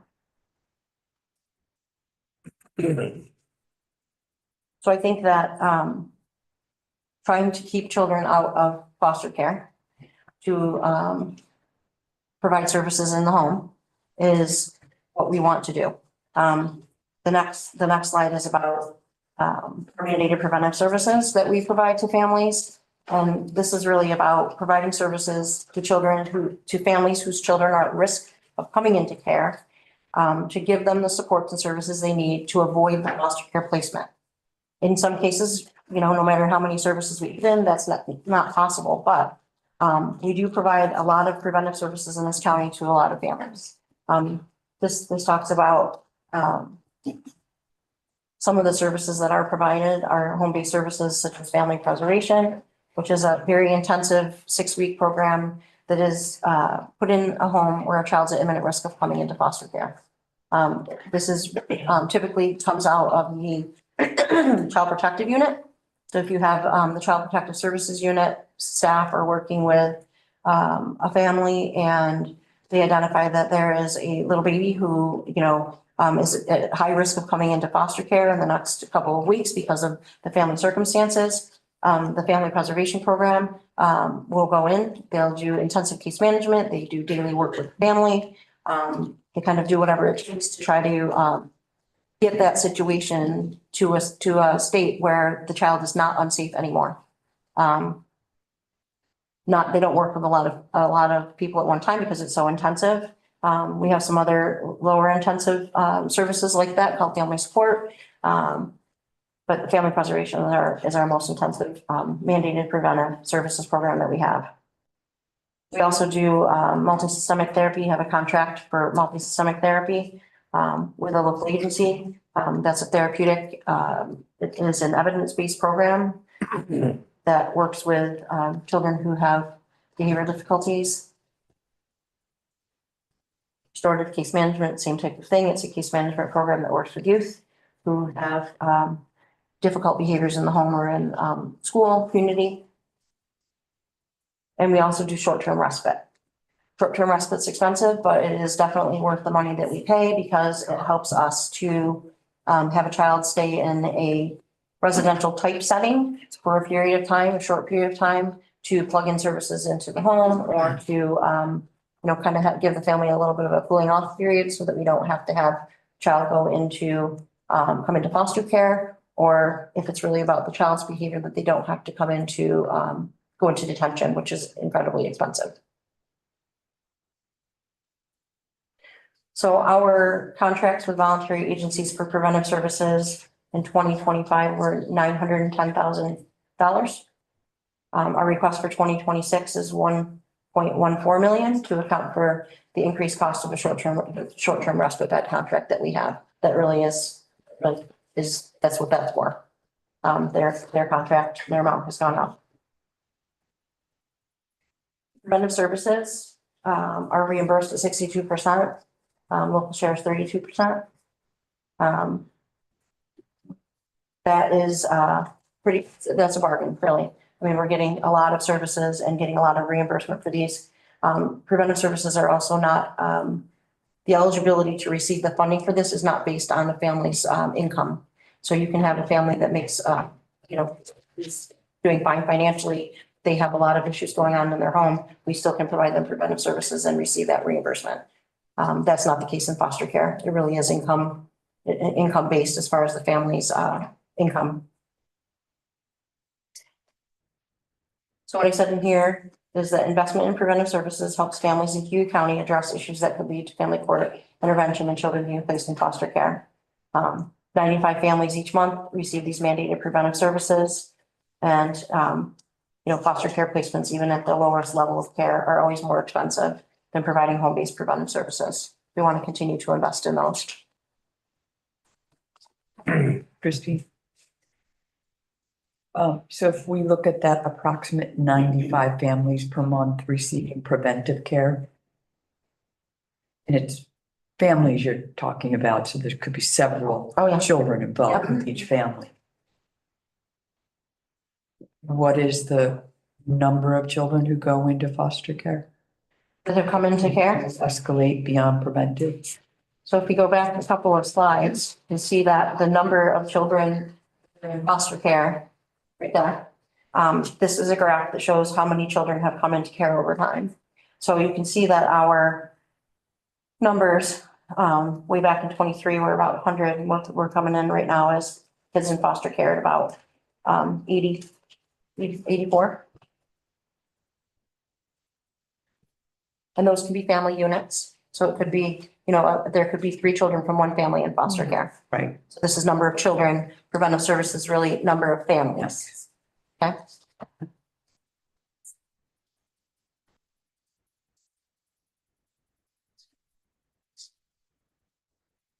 So a lot of what I talked about is really things that are mandated that we provide, not a lot of control that we have around families that come to our attention that have serious situations. Our obligation is to provide the services in the same way, whether, the county is in crisis with their budget or whether we're running over budget. We're obligated to investigate the reports the same way.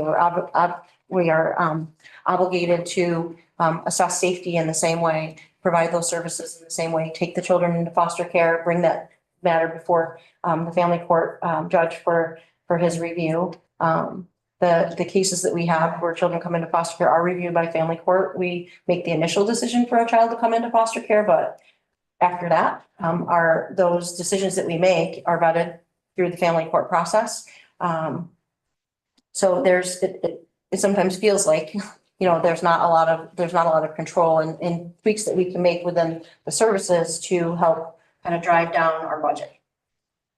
So one of the things that we can do and that we did do, we have been doing right along, is looking at our staffing and looking at how we manage our department's employees and how we kind of resource the different areas with what we need as far as staff. So for this 2026 budget, we really did a critical look at all of our staffing. And we did an analysis of our job functions, the programs, our current vacancies. There's a lot of federal programmatic changes that are coming that are going to impact some of the different program areas and have already honestly impacted some of the program areas like in HEAP, changes coming in Medicaid. And kind of considering that in totality, we have come up with a plan that is to reduce the DSS staff headcount. The reduction in the staff headcount that we're proposing would decrease the DSS budget, but maintain all of the current employees that we have. So we're not talking about going in and, eliminating positions from DSS that have employees. Yes, they have employees. Okay, so these are all vacant? Yep. Whether they've been vacant through the hiring restriction or other means? It's a mix. Yes. Yes. Okay. They are current budgeted positions. Yes. Oh, okay. Yes. So this next page is about our proposed changes to the headcount. Like I said at the beginning, this material in here, as far as like the salaries, has not been taken out of the budget that you have before you. That's still gonna have to be entered into this munis to the budget. But this gives you an idea of what we're talking about as far as the numbers. Christine, the social services investigator, I thought that was already taken care of. Yes, so that one. That's already filled. Yes, but Yes. it's already a change. Yes, from the senior and the So part-time, that one might yes. be in here. Okay, but that is a full, already filled. The other principal account is upcoming. Correct. Is that what you're, yep. Yeah. So so the social services investigator was something that we went through the process of Yep. submitting the resolution and talking about that, we thought that was a better way to And the department. man the department within that case integrity unit by eliminating a senior social services investigator position and a part-time social services investigator position and creating a social services investigator. Yep.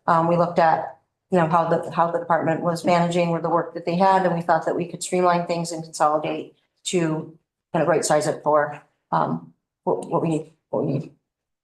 The rest of them has been really looking at ways that we can utilize staff, mostly our clerical staff, in a way that can help support the entire department and not be siloed into having someone that supports one particular unit of the department.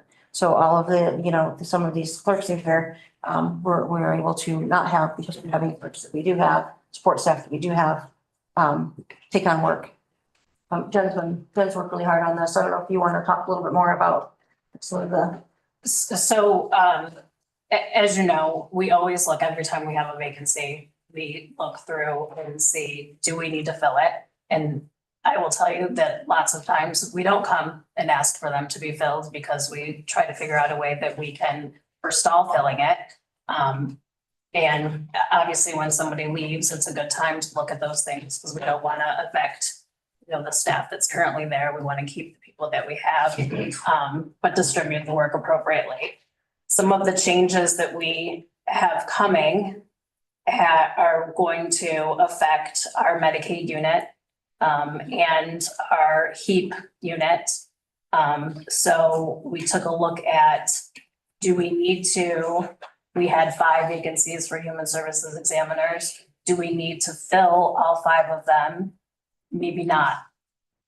Maybe we could look at reducing them by 2, and when the changes happen within next year, maybe we'll move one of the Medicaid people into another HEAP position or another human services examiner position. So we won't lose them, but we also don't want to overfund the positions. Assuming the Medicaid caseload will go down with all the new Correct. requirements for recertification and face-to-face and all of that. Correct. Correct. And they're doing the Medicaid modernization where the state is taking over some of the Medicaid caseload. Oh. So that they actually started the first phase in September, which didn't affect our caseloads at all yet. But the next phase is in February. Yep. So we're gonna see how that goes. Yep. And then by October of next year, we'll really know the impact to Medicaid. Same with SNAP, but SNAP is probably going to increase at that time. So we'll be able to use the Medicaid staff that we have and put them in there for that. And so what we came up with after looking and HEAP is the other thing that has changed, and that's already implemented now. We, in the past, have had 4 HEAP seasonal clerks that would come in and work for the season for HEAP. We brought forward the resolution this year and we were given permission to fill 3. We chose to only fill 2 because we found out that the state or the federal government is not going to have the clean and tune component of HEAP this year. Nor are they going to have the repair and replacement for the HEAP for this year. And they're only going to have 1 emergency HEAP season. So that will reduce the workload. So we don't need to hire the 4 or even 3. So we're looking to abolish 2 of those positions in this budget for next year as well. And you shared some, I think it was good news or at least positive news during our budget meeting. So due to the fact that we're under one roof again, your efficiency's gotten better, the caseloads that were a concern have gotten to be manageable levels. We're practicing best practice now. And that was just through being under one roof, supervision and accountability, really. Yes, yes. Being displaced and having everyone in different places and being at home was a real struggle for the department, but being back in one location has definitely made us taking a critical look at, the resources that we do have and where they can be better spent. At one point, I'm sorry, you talked about having, there's other levels of caseworkers, but you had 24 staff caseworkers and you're looking at 25. So you'll get to 24 with this one reduction. Yes. And obviously, do you feel that would be? We think we'll do okay with that. Doable? Yeah. Okay. Yeah. That's my train of thought. We also had a significant change in, we had our head director of our Medicaid temporary assistance units retire in July. We have a new person in that role who was able to bring in a fresh set of eyes to look at things and see how things maybe could be done differently and share the resources of her team. So she came forward with some great suggestions that have also led to what we think that we can do with that. But again, this ultimately would bring us down by 5 full-time positions and 5 part-time positions. So it's a total of 10 positions that we would be down. And actually, if you go to the next slide. So for the 2025 to 2026 budget, we've increased to 10. And we also wanted to put up there that from 2020 to 2026, we have had a headcount reduction of 20. which is, like I said, we always come in and Yeah. and look to reduce and be able to still do what to do, but looking at the resources that we have, knowing that our budget is a huge factor in the overall county budget. So. Any questions? Is technology helping in a lot of that too? Okay, you can answer it. We do invest in the software, Northwoods, which for caseworkers, and that does help. I mean, that was something that we invested in years ago, and it was one of the things that got us through when we were displaced from COVID, not being able to be all together. And then again, it was a lifesaver when we were displaced from the county office building in 2024. So I think in that way, you know, that's been a good thing. Other technology, and we. Still face-to-face stuff you have to do, right? Oh, yeah. Yeah. And some of the relief that we had, we didn't have to do as much face-to-face, but that's all gone away. So we're back to, doing business where we're going to families, and that's better.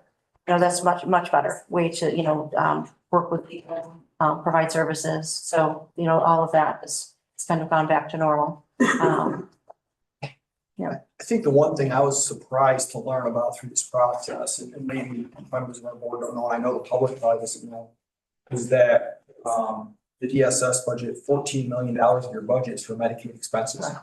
We're responsible for the first $14 million before the government kicks in. And that's something that I learned this year, and it kind of took me by surprise, and the fact that, the DSS has nearly $29 million of global share. And I think it's important for the public to understand that these budget pressures regarding state mandated programs and lack of funding support these required programs. These are programs the state passes on to the counties, and ultimately these are what we refer to as non-funded mandates. And I think it's important, and I'm glad you provided sort of snapshot. I know most of the board members understand it, but I know the public doesn't. And I hear all the time when you cut DSS, we're required by law to provide these services. And I appreciate you taking the time today to walk us through it as a board and for the public as well. Anybody else have questions? Can I just say one more? Yes, go ahead. So there's a lot of information in here. There's a lot of lines with, a lot of big numbers. I just want to offer, if anybody's looking this over and is wondering what the heck does this mean? What's in here? You can't always tell by the way that it is labeled. And in a lot of these lines, especially the very large ones, there's a few different things in there. So if you're wondering, like, what is that? What does that comprise? Absolutely reach out to us. You can come in and visit with us. We love to talk to you about it. So you have a better understanding. Didn't want to get into line by line. This is absolutely massive. I thought it was better to just kind of give an overview and talk about what our major pressures are and why they're really difficult to move the needle on. And I did make her go live when she got with me. I didn't know it didn't work. I feel bad about that. Okay. Mr. Shea, you had a question. Yes, sir. Thank you. I want to thank you for putting forth a responsible budget, that you looked at your own expenditures and revenues and making the hard choices. I think not only does it helps the county, but it also shows strength of leadership, that you can open yourself up to a new person, to someone else, and say, look this over, where can we make it better? Because that's the strength of an organization. And we know, you may not realize it, but we do realize that the county social services is a strong department. And I'll say it publicly now, you may not feel it, but we do appreciate what you do. And we know it's tough. You guys are in the trenches. We don't feel the trenches, but you guys do. So I just want to thank you for your leadership and all that you do. It's noticed and it makes a difference. So Appreciate it. Thank you.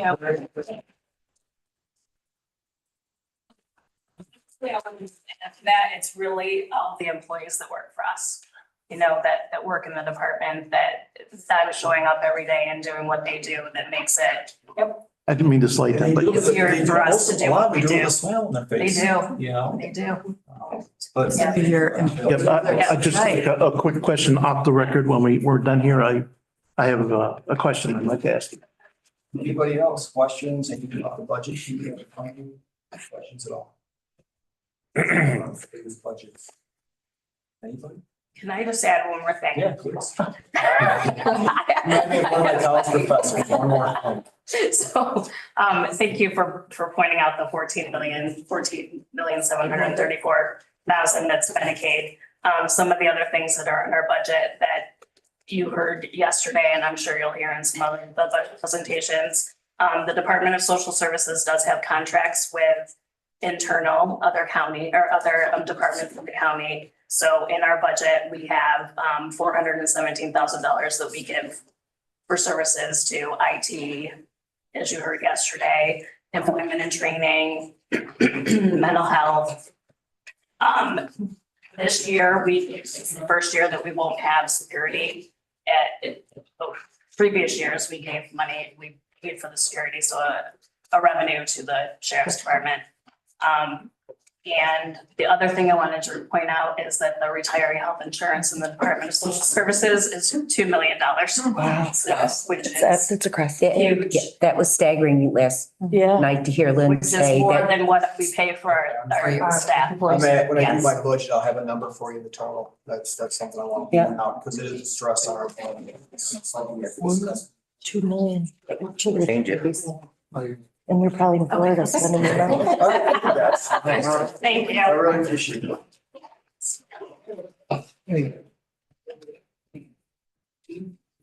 Laura. Oh, we can take a 5-minute break. Yeah, I was gonna ask. Oh. 5-minute break? Health department. Great, yeah, you're right. You want to take a break? I'm not the only person here, but I like. Let's take a 5-minute recess, please. Yes. I watched them telling me to stand up for 2 hours. I'm gonna need these so that my voice doesn't. Oh, yeah. Pass them around.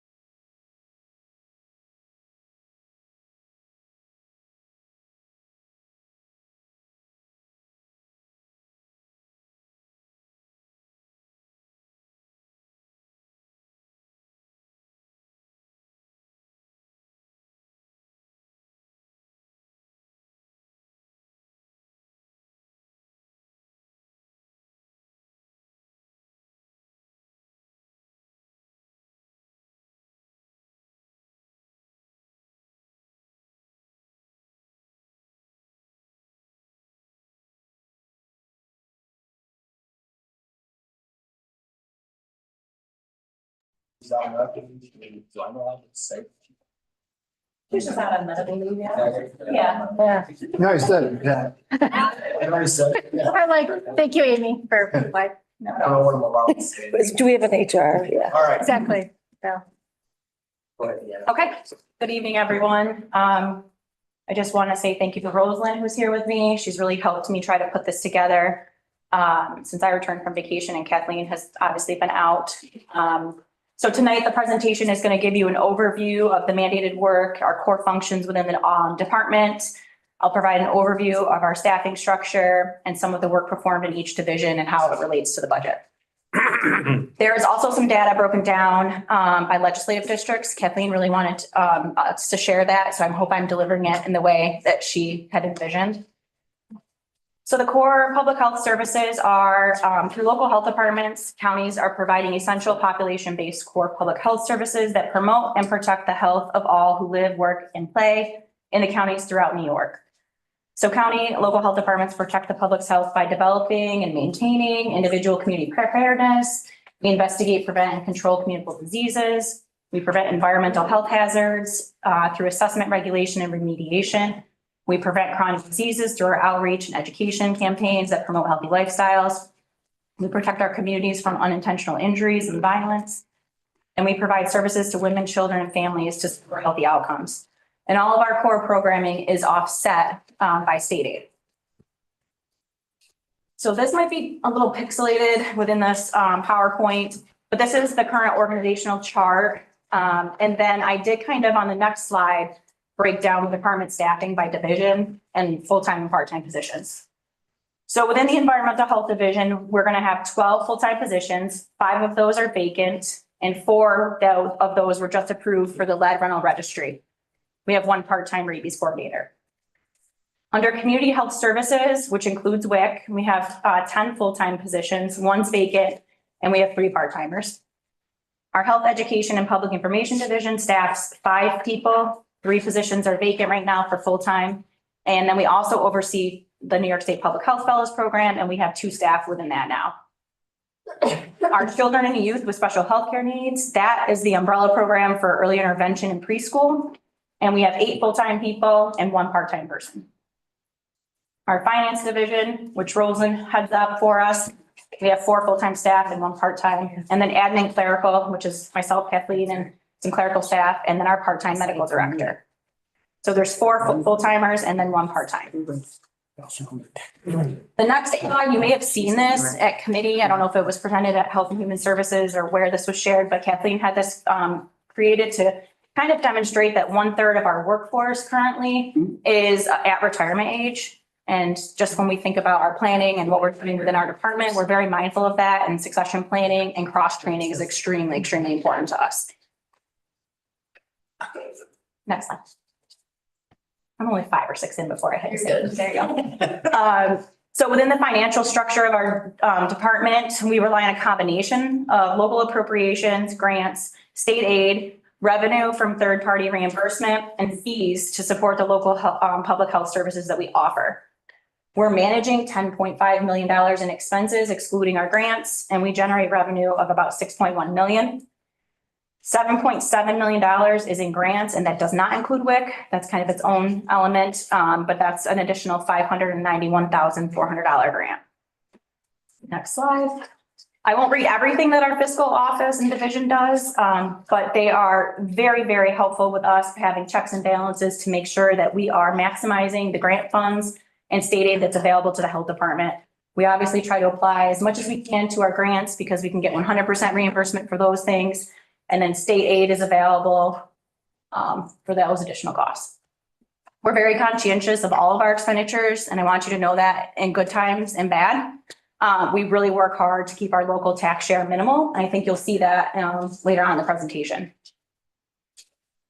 So we're going to get into the divisions of the health department where a lot of the work is being performed out in the community. Our environmental health division is responsible for enforcing most areas of the New York State Sanitary Code and the related laws. I'm going to spend a little bit more time tonight talking about the regulated facilities, and those include everything on the right side of the page. So your campgrounds, children's camps, food service establishments, individual septic systems, mobile home parks, public bathing beaches and swimming pools, and then public drinking water supplies, just to name a few. On the next slide, you will see that we are responsible for overseeing 17,060 regulated facilities in Cayuga County. And we broke that down by legislative district just to give you perspective that most of our work is not necessarily within the city of Auburn and that it's typically outside. So you'll see districts 6 and 7 account for the largest number of regulated facilities in the county.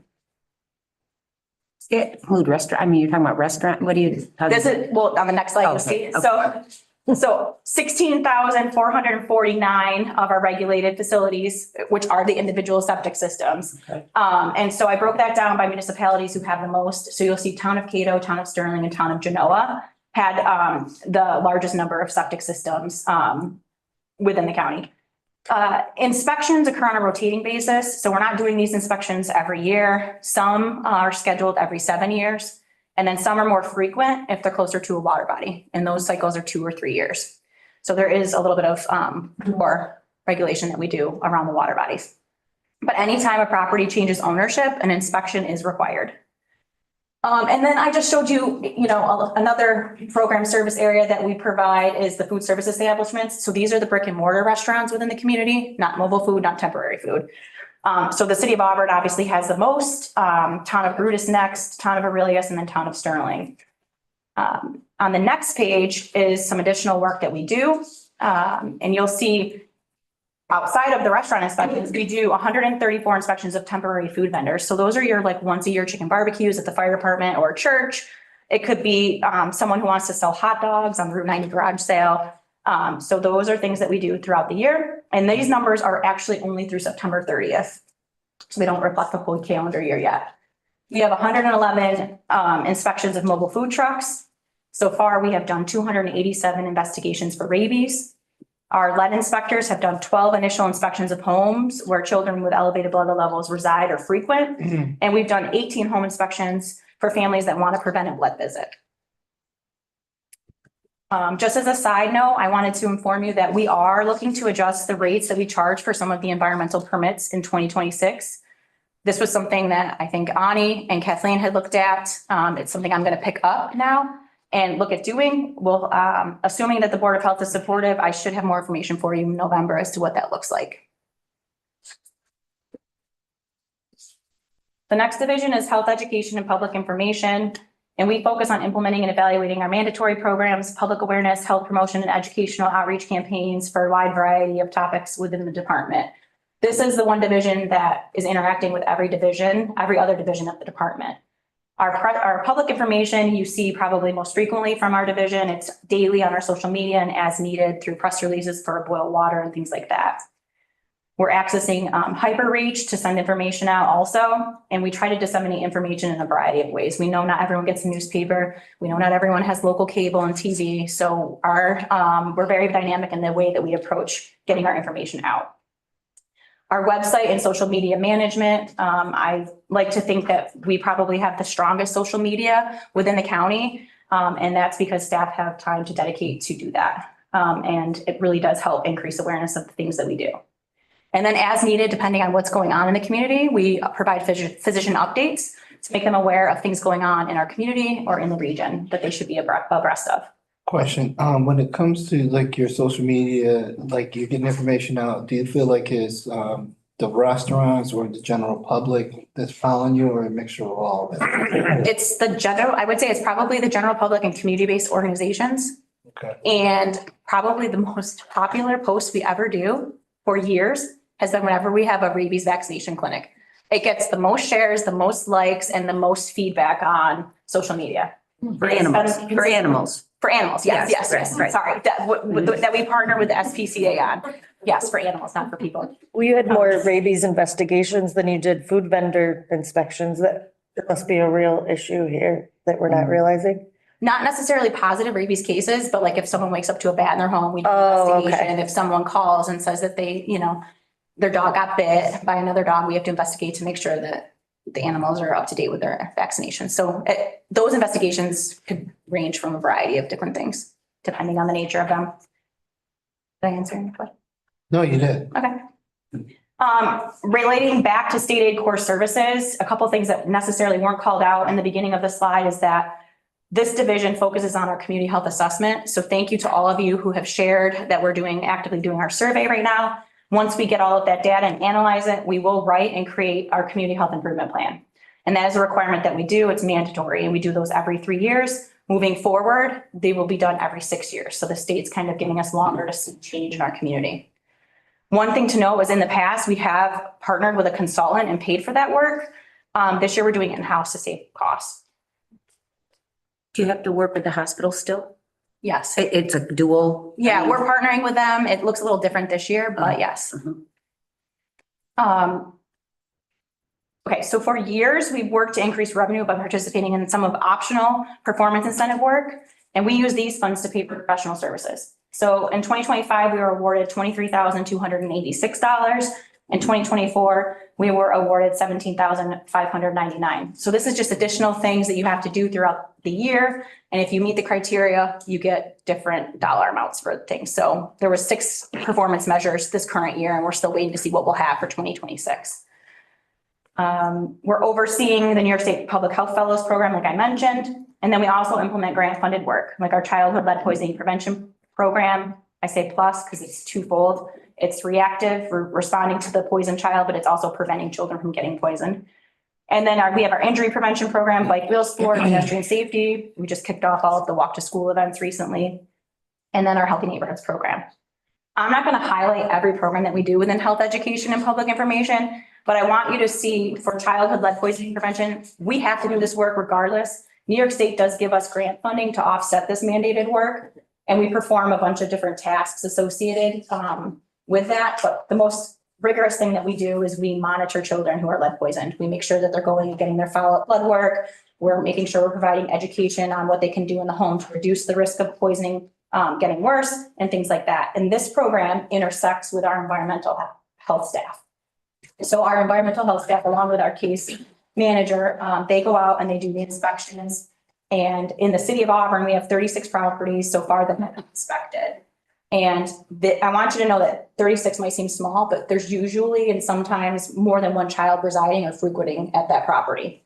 And then the other largest district that has has children associated with being poisoned is District 7 with 8 properties. And then the rest of our cases are kind of scattered throughout the other districts. So community health services. This is the clinical division, and I'm excluding WIC on purpose. So we'll talk about that in a second.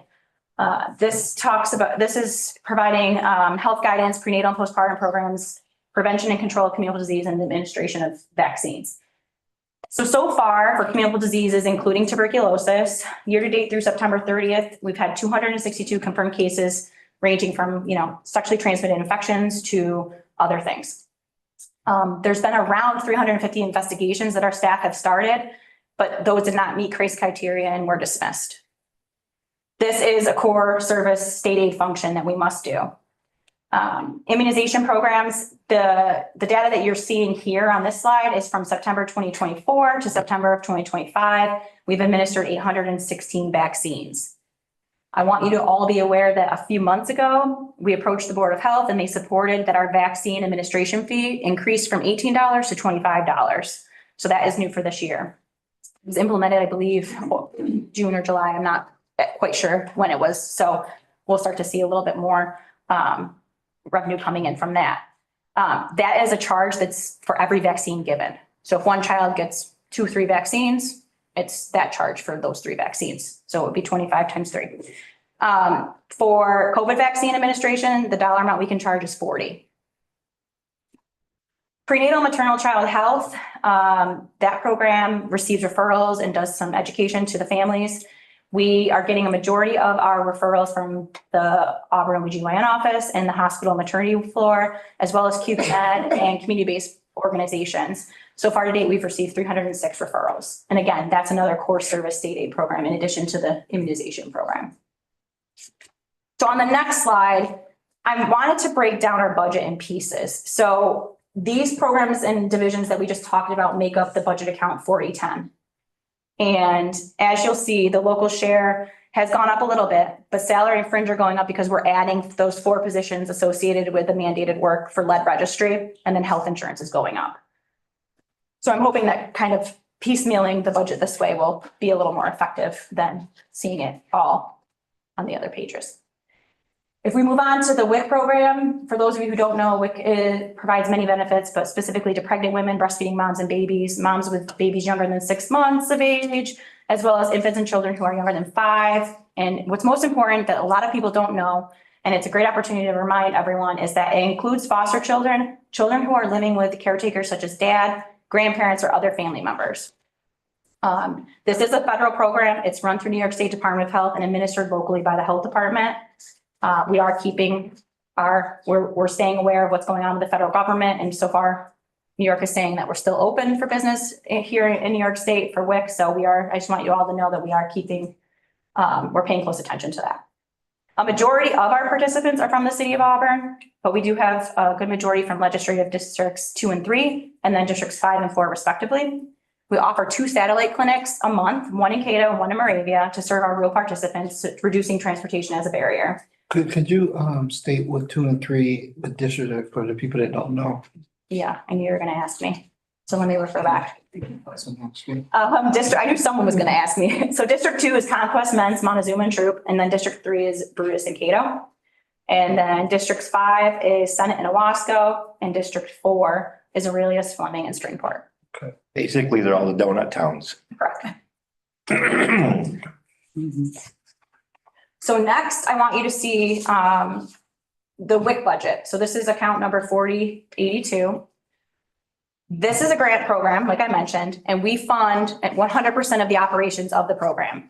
What you're seeing here is the leftover cost for employees who have retired. So it's the longevity cost.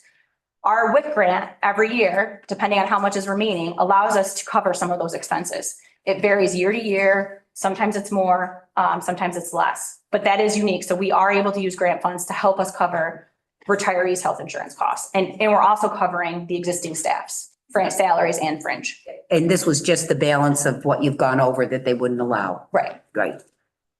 And it may, it could change.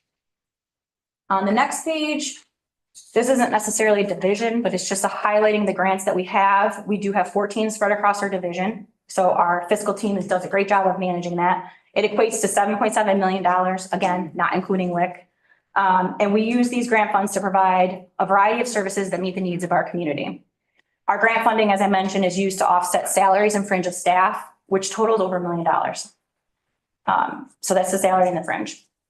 In addition, we're offsetting operational costs such as copier leases, mileage reimbursement for county vehicles, cell phones for staff, our required 24/7 answering service, general office supplies, etc. Anything we can apply to a grant, we really try to maximize. We also have a few of our grants that allow us to pay back IT, the attorney's office, and planning department for their expenses that support our work. Okay, the next slide is going to get into children with special healthcare needs. And this is the umbrella program for Child Find, early intervention, and preschool special ed. We're not going to talk about Child Find tonight, but we're going to go into early intervention and preschool. So I'm going to start with early intervention, which is for children up to 3 years of age. It's a statewide program that offers therapies and intervention services. We are employing early intervention service coordinators to help families obtain access to the appropriate early intervention services. With that being said, our service coordinators can bill time to Medicaid. We get 100% reimbursement from Medicaid billable service. For those children who are not Medicaid eligible, we get 49% reimbursement from the New York State Department of Health. So early intervention is overseen by New York State Department of Health. That's not the case with preschool. New York State contracts with these providers to provide the services and therapies that they're doing in our county. And New York State sets the rates for those providers. The last bullet, it might be a little tricky for you to understand, but I think it's important to understand the process that we go through to pay and then take in reimbursement. So we as the health department pay for these related services and therapies through an escrow account that New York State Department of Health accesses to pay their contracted providers for the services performed in our county. Those expenses that come out of the escrow account are also reimbursed by DOH at 49%. And those payments can come in whatever, right, Rosalind? Sometimes we're waiting a while for those payments to come back. The next slide shows the local share for early intervention, and that's budget account 4044. You'll see a slight decrease in the local share cost. And that is down because we are cautiously optimistic that the billing challenges you may have heard of with the early intervention hub, which rolled out about a year ago, are hopefully going to be resolved so that claims will not be held up and they'll be sent out in a more timely manner. Next, we're going to go right into preschool. This is the mandatory program that counties must offer. It does not have to be housed within the health departments. It does make sense, I think, that we are operating it. But we partner with Cayuga County, with local school districts, providing services for children ages 3 to 5 who exhibit delays in development that affect their current academic status. And the goal is to get their children ready to go into the school system. I won't read everything on the slide related to the services and things like that, but I want to focus in on what our responsibility is as a health department. And we are responsible on the next slide as being the payer of services for tuition and aids for these children going to school, coordination of transportation services and payment for that transportation. And then we, unlike early intervention, hold the contracts with the service providers for the therapies. The health department is reimbursed 59.5% for all allowed provider payments by New York State Department of Ed. So this program is run by Department of Ed. Early intervention is run by or overseen by Department of Health. The Medicaid revenue is also generated from billing therapies provided by Medicaid or provided to Medicaid eligible students. So on the next slide, I wanted to provide you what the expenses really look like and break it down by per child. So tuition is ranging anywhere between $47,000 and $54,440 per child. That's not to say, that does not include a one-to-one aid. If a child requires that, we add an additional $22,000 on top of that. We currently have 49 students enrolled in center-based program. One thing to highlight is that we did budget 2.25 million in 2025, but our new projected 25 amount is 2.55 million. So there were a couple preschools that had some spots open up and Cayuga County kids are now attending programs. So we did have an increase in the number of kids going. And we reflected that in the request for 2026, which is 2.9 million. With 3 to 5 tuition-based programs, state ed works with these providers to determine the rates. We don't get a say. So the other thing that we're responsible for is transportation to and from the center-based program. We encourage parent transportation because it's more cost effective. And that's even with us reimbursing the parents for mileage. It's still much more cost effective than operating on a bus. But we do have that option for families that can't provide transportation. One thing you'll note here is that we did budget $750,000, but the new projected total is $600,000. And we do have more parents transporting this year. So that's helpful to our budget. We're anticipating requesting $625,000 for 2026.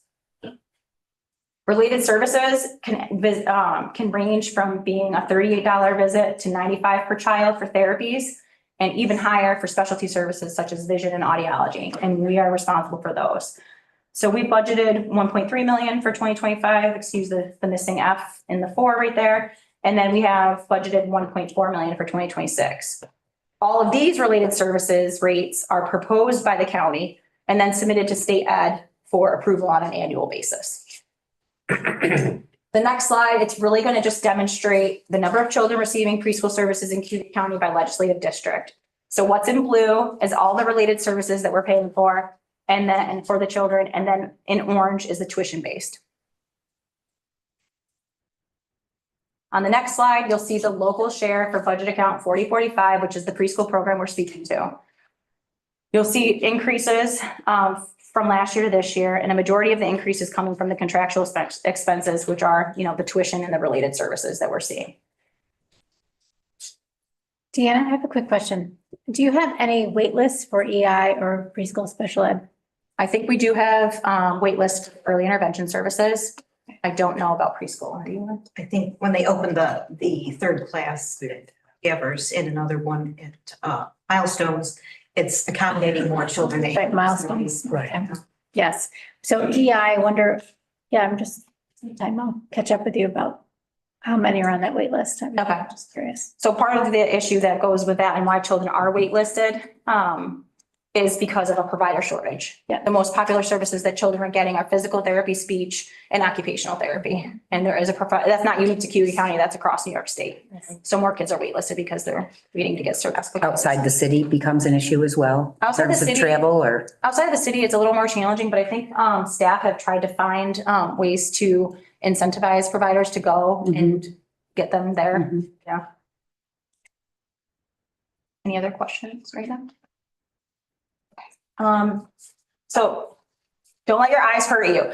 This is easier for me to look at and explain. So this slide is basically your budget that you have in front of you in a consolidated way.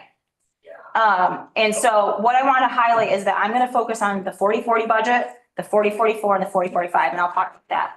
The other two budget areas here are our certified home health agency, in which we don't operate anymore. And the only costs associated with that are the longevity costs for the retired employees. And that's about, I think the proposed 2026 local share is of almost $200,000. It's retiree health here. Retiree health insurance, yep. And then the other one is the WIC program, which I highlighted a little bit ago, and that's about 51,000. So we're going to take those out because those are costs that we can't control. And we're going to talk about the budgets related to the operations of our office. The next slide hopefully is a little easier on the eyes. And I wanted to reflect that this is the 40-10 budget. So this is pretty much all of the health department work, excluding early intervention and preschool. And it shows you year-to-date actual local share expenses have remained relatively consistent around $1 million or just under $1 million since 2021. And you'll see that for the next slide, which is on the left side, our 40-10 budget comparison for 25 and 26, the local share is going up to 1.3 million. On the right side of the slide, you're going to see early intervention and preschool special ed, and the local cost for those two mandated programs totals 2.8 million. And the whole rest of the health department's local share budget is 1.3. So I just kind of wanted to highlight the difference for you to see. It's easier for me to read it this way. I hope I did a decent job kind of explaining the program areas. So the And budget's 2.8 for early intervention and preschool, that the local share, and 1.3 is. the health department's, the rest of the health department's program area budget. You didn't have those mandated, especially 3 to 5 in your budget. It would be- Those big costs, yeah. Yes, the local share would be. 3.1 is the total. Well, and then with the retiree health costs, I think we're around like, the local share is like around 4 million. You're at 4.454. Yeah. Yeah, With everything. with everything added in. That was a great presentation. Thank you. Thank you. Any questions for Dean?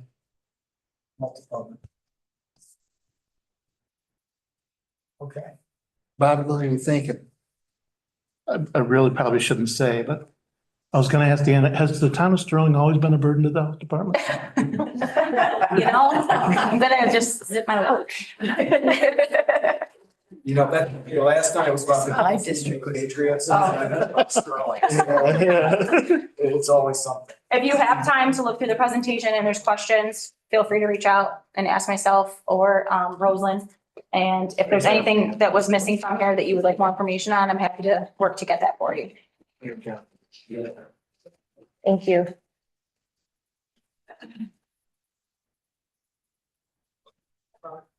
Anybody want to print a copy? Because I did print some off. So that my eyes hurt. Yeah, from looking at the screen. Geez, my eyes can't see that screen anymore.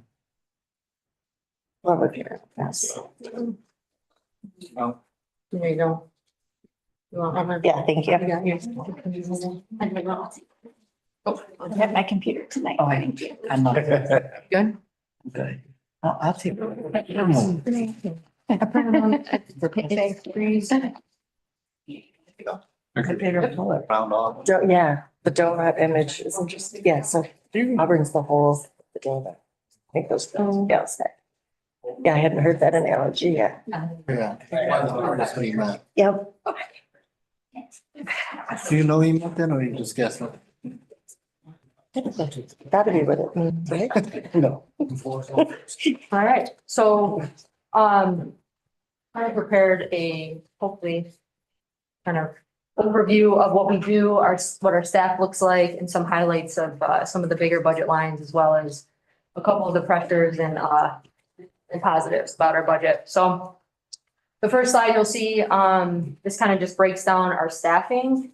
And going into 2026, we're going to be down 1.5 staff, and that would include our billing position. And we took out the half-time staff deliver at the jail because we did hire in one of our other full-time positions, a social worker that will be kind of splitting her time at the jail and at the clinic. So that estimates about $120,000 or so with salary and estimated fringe. The next slide really breaks down, what our staff looks like. As you can see, we don't have a lot of administrative staff, but we do have quite a bit of support staff, and really they are the backbone of our organization. They do all of our scheduling, and they really try to take everything off of the therapist plate. So any clerical kind of tasks they're doing, they're answering the phones or rescheduling, they're scheduling all the appointments. And that allows our therapist to be scheduled every 45 minutes. So that we can, maximize the amount of revenue, and we can fit people in and get people in a timely fashion. On the left-hand side, under the medical, we do have, as you guys, I don't know if you recall, but we did have a full-time psychiatrist that we opted to transition that position into a nurse practitioner last year. So we have 4 full-time nurse practitioners and 1 supervising nurse practitioner. We do also contract with a child psychiatrist as well. Currently we will have 1 vacancy because we just had a resignation for one of our health home care managers. But we technically have a social work vacancy, but that we have filled it and hired someone. They just haven't started yet, and they'll be starting on 27th of this month. So we don't have any open social work positions, and that's probably the first time I can say that since I don't even know if I've said that since I started doing this 4 years ago. So that's really exciting as well. Next slide. Here, I just wanted to share just some stats from our clinic. We are an Article 31 clinic that's licensed by the Office of Mental Health. We are a walk-in clinic, so open access. We don't have a single wait list for any services. Somebody can walk in, not today because we're closed, but tomorrow, and can be seen that day and open for services. They may have to wait a short amount of time, but we schedule everybody to have openings in their schedule for walk-in crisis and or intake appointments.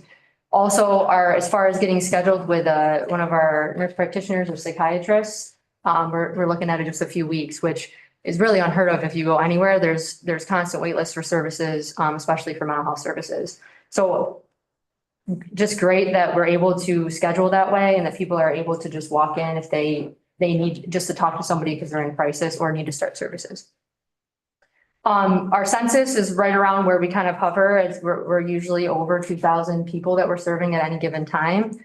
And we do offer telehealth services as well. So it does cut down on some of the barriers of getting people to need to travel to the clinic. And that really came as a change from COVID, and we've kept that. Caseloads are still, I would say, up a little bit higher than I'd like them. I think 80 is a better number, but they are around 92. And the prescribers are about 255 clients that they're managing medications for.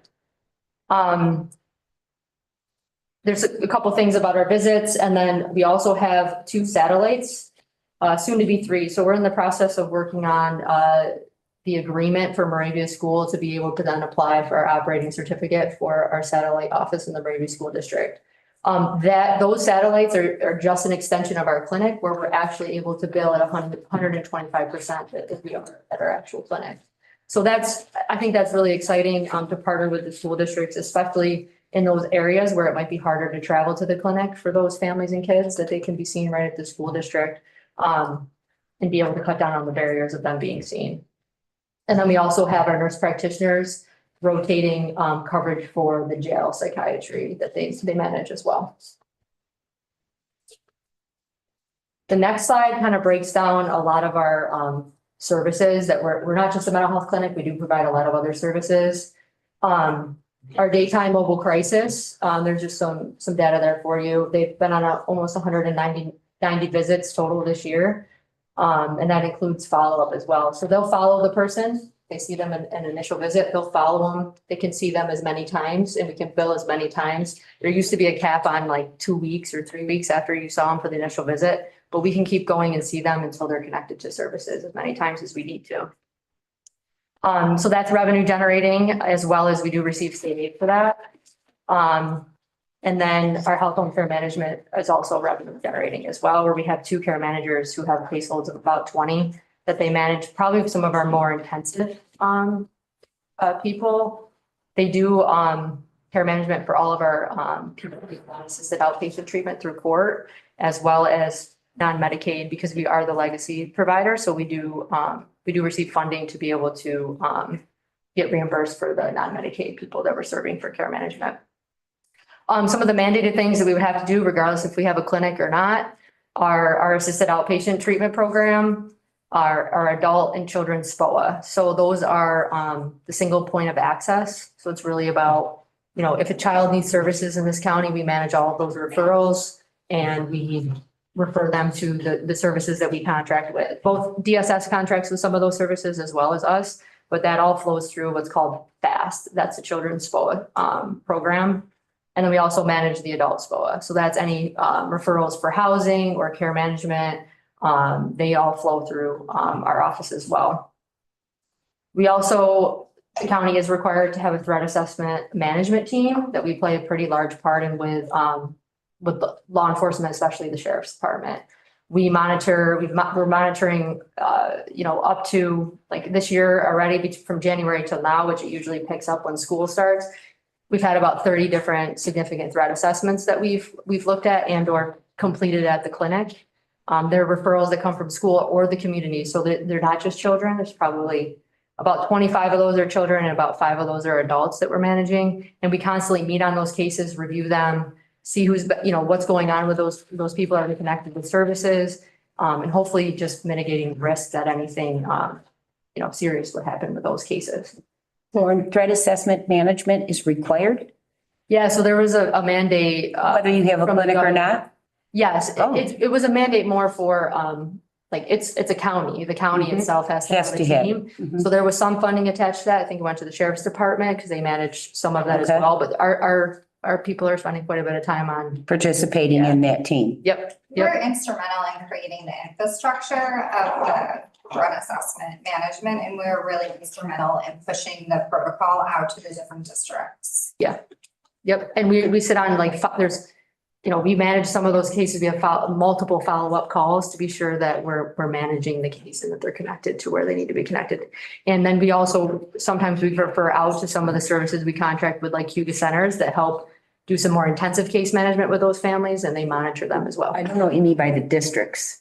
The school districts. Oh, okay. And this is like a perfect linkage to kind of the preventative services that Christine talks about. When you look at the post-threat, particularly the children, all the service, we're putting it through FAST, and some of the services are paid through for preventative funding. And that's that's the beautiful connection between mental health and DSS. Because threat assessments can happen in the school and in the community and anywhere they present. Social media is a big common one. Yeah, so we started off with the school districts and trying to uniform the process and what threat assessment was even being used. So really with the sheriff's department, we worked on, what assessment makes the most sense. There's a portion that the school would fill out. And then there's a portion that, law enforcement and mental health would. So they standardized assessment. Yes. Yeah. Okay. Yep. So we've been working on that as well, and we still continue to review all of those cases. And then we also, we manage a few grants. I know you've heard me talk about the SAMHSA grant with the school districts. We're in 4 different school districts. And I would say this school year, it's really picking up where we're able to get into more classrooms and reach more kids with the universal approach for, with DBT being taught in the classroom. Yeah, and also we have 20 people at our clinic that are intensively trained in DBT. I think that's important to note because it's an expensive training, and we've been able to pay for almost all of that with grant funding. And any new therapists that come in that are really interested in that, we continue to be able to fund that through grant funding as well as consultation. So we are providing DBT as it should be, as an evidence-based treatment that, you know, if you're looking for a DBT therapist in private practice, it's not that easy to find. So to be able to go to a community mental health center and be able to receive really good quality DBT, comprehensive, care it's pretty cool to see. So I just wanted to note that as well. I know it's a diabolical behavior therapy. What does that mean? So dialectical behavior therapy. Dialectical, I couldn't see it. I couldn't, I didn't even, I actually read it like that, so I was really thinking it was something different, but. But Want what, me to give you just a real quick? yeah, real overview? quick, yeah. So Yeah, basically DBT is designed for, it was originally designed for personality disorders, but it has been adapted to all sorts of different diagnoses. It's really about, it teaches like 5 different groups of skills to hopefully replace some of the, you know, unhealthy or sort of maladaptive coping skills that people have developed by, you know, doing things that aren't that effective. So it's really about teaching skills that make sense and are healthy for people to use instead of, you know, Screaming. Yeah. Reconditioning your behavior. You do it for children and adults? Children for adults. We run 6 groups a week. So we have it for all different age groups as well. So I think that's something that I'm proud of because it's a little near to my heart. So could you do a group for all of them? I could definitely. We could use some behavior therapy. We could do a DBT group for professionals. yeah. Easy enough. DBT for politicians. Yeah. So. Right there. I think that's out. Okay, so next slide, I think. Right, there's a That's okay. lag. It's all right. So this is just a different, just a list of a lot of our revenue sources. Our 3 major ones are our billing. And we bill all insurance companies. Medicaid, most of our clients are Medicaid clients.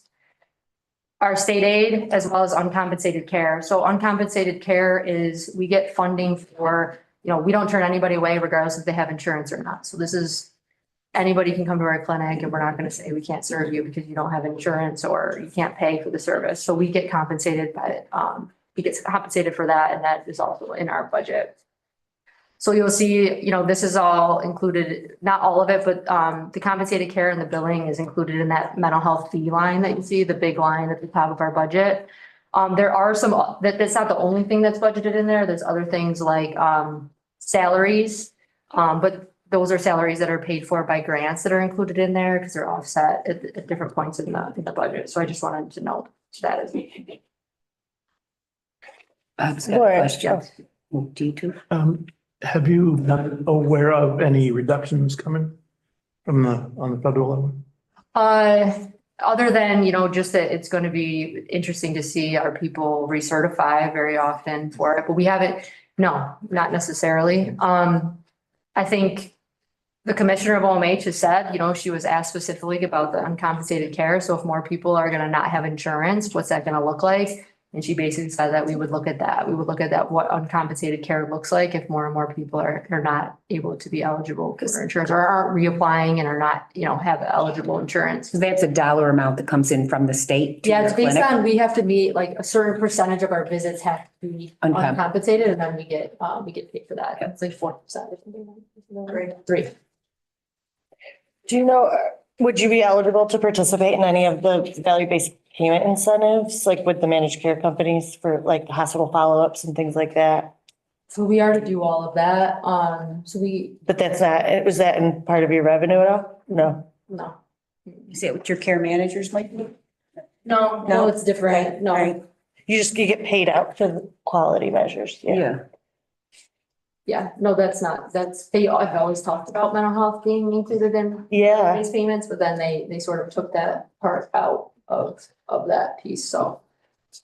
It's hard to judge, it's really hard to judge. It is. Because especially in our funding to who we serve. The next slide, I just wanted to note, these are a couple positives about our budget. We are offsetting the cost of the jail work that we do by opioid settlement funds. So we will be able to, we're doing it this year and next year as well, even though it wasn't budgeted that way this year. Our one full-time social worker, the part-time that I mentioned, as well as, we do have a supervisor that supervises those two employees, but also attends meetings, at the jail and helps, coordinate and covers if any one of them are not available to cover. And then on the right hand. Would this be work the jail would have to provide if you did not do the, and use the opioid money for it? Correct. Yes, the jail has to provide mental health care, in the jail to the people that are there. So, that would be regardless if we did it or not, they would have to still do it.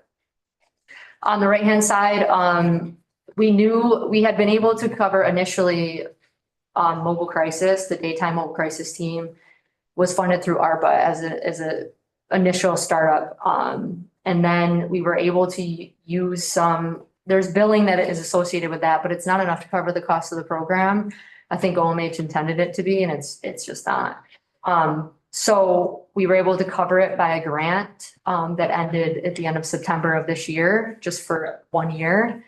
And then towards the beginning of the year, Carol and I kind of came up with a budget ask, and we went to OMH and we said, listen, this is in jeopardy of, us not really being able to do this program. It's a big push from OMH. They really want mobile crisis to be available. And I think it's a really important program.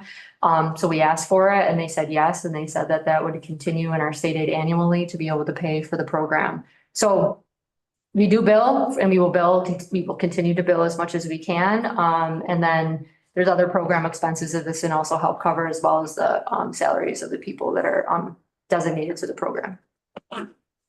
Also, OMH has confirmed that we will get additional state aid next year for our AOT programs. We're not really sure what that's going to look like or what the amount is going to be, but I think that's an important note. State. Another thing that is not on the slide, but if anybody's familiar with the Medicaid 1115 waiver, there could be some potential that we would be able to bring in some additional revenue by completing some of the screenings. So we already do a social determinants of health screening, which is the same screening that the waiver is requiring. So we're looking at figuring out our workflow and what this is going to look like. But I do think we will be able to bring in some additional revenue through our regional social care network, it's called, and that's through FLIPA. So we're really just trying to figure out the logistics of that. So I'm hopeful that we'll still be able to bring some of that in, but just the matter of just figuring out. Is that prepare? Do you use prepare? No, it's different for a reason. They're using a different platform. Yeah. On the next slide, this is just important to know. We are going to be fully staffed with social workers. We've already seen, as we've gotten more social workers hired, that we're increasing our visits, and then in turn, hopefully that just means we're increasing our revenue. So more social workers means more revenue coming in. So I'm very happy to see hopefully that continue to trend upwards and we're able to bring in more revenue as well. Next slide. These are just a few of the changes in expenditures I just want to go over really quick. The next slide will show you the 730 evaluation costs. So in 2024, we spent more than we've ever spent at 1.4 million. Right now, currently sitting here today, we have paid $156,000 and there's currently no one in the hospital as of now. I do want to say that there have been two other instances where we've been able to get creative, and I think also having our psychiatry in the jail and our social workers in the jail have played a really big role in two people not needing to go to the hospital because they've been able to start medications and become stabilized in the jail. So that wouldn't have been necessary for them to go to the hospital to receive that care when they're able to really receive good quality care in the jail. So I think that's important to know as well. We are budgeting $110,000 for next year. It's just so unpredictable that sometimes you just don't know what's going to happen. So I just wanted to let you know that. Our EMR, our electronic health records, it looks like it increased a lot if you look at just the numbers, but as you'll see on the right-hand side, we have reduced the staff member and we had a contract that paid for our telemedicine platform that we no longer use because it's embedded right into our EMR. So, but from 2024 to 2026, it really only is a increase of a cost of just over $22,000. So we had to change it. Our old EMR was gonna be no longer, it was just gonna go away. So we didn't have a choice and we really tried to be responsible in picking the one that made sense. And they're also doing some of our billing. They're doing a lot of our claim work. So that's why we were able to eliminate one of our billing staff positions because There of was a that. discussion last year we had when we purchased the software, the position being funded Correct. because the software. Yes, yep. Its cost. 25 cost was just the original, the purchase of the software. That's why it's so high. No, that's what it's gonna cost that each year, but I'm just Okay. saying because of the offset of the staff and we were paying for, I see. you know what I mean? Yeah. The cost really isn't. It costs It was really costing $181,000, but the EMR is all inclusive to Okay. doing And the that. staff, it's pretty. So these are on yearly costs that will. Yep. The next slide, professional services, we have quite a few things in there, but I just wanted to highlight a couple things. You'll see the decrease, since 2024 to 2026, which is, about $188,000 reduction. We took a look at, our psychiatry at the clinic and we determined that we had a contracted psychiatrist that, we approached and, we reduced his contract. So he's only, with us for 1 day a week, which is a savings of about $120,000. He started that this September.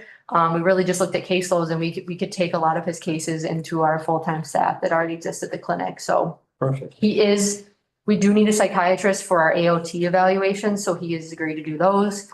And he does do the competency examinations as well. The psychiatric nurse practitioners that you've gone through that are full-time psychiatry, do they have an existing psychiatrist?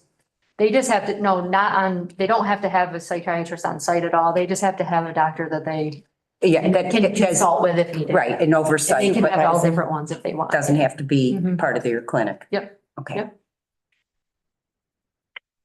It used to be that they required a psychiatrist to be a medical director of your clinic. And they Right. changed the regulations and that's not the case. You just have to have someone designated. So we do have a supervising nurse practitioner that she's designated as our medical director at the clinic now. Yes, because we're contracted. Yeah.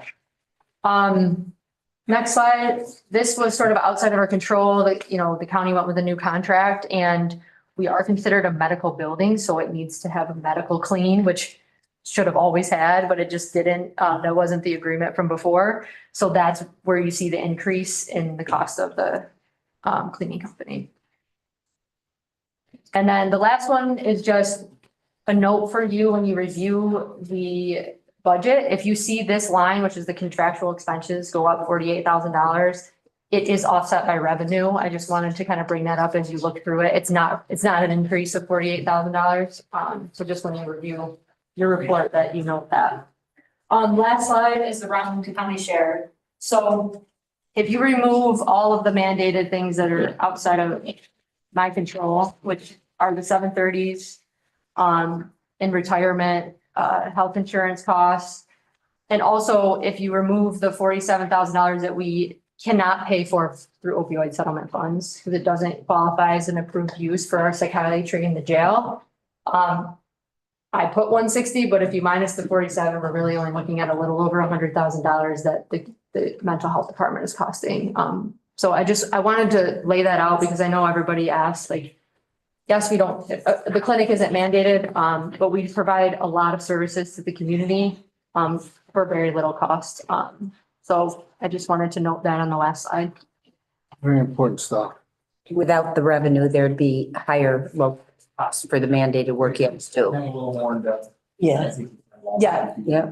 Which part? The last. Okay, so if we take out the retirement cost and the 730 cost, as well as the psychiatry in the jail that we're providing for the other department that we get no revenue against, it's only $113,000, not the full 160 that we're looking at as far as the county share. Does anyone have any questions about that? But if we close the clinic, you'd still have a DCS. So Carol did put together. Okay, great. Budget. This budget does not include the jail costs or the 730s, and it's over $400,000 that it would cost to do the mandated services without the clinic.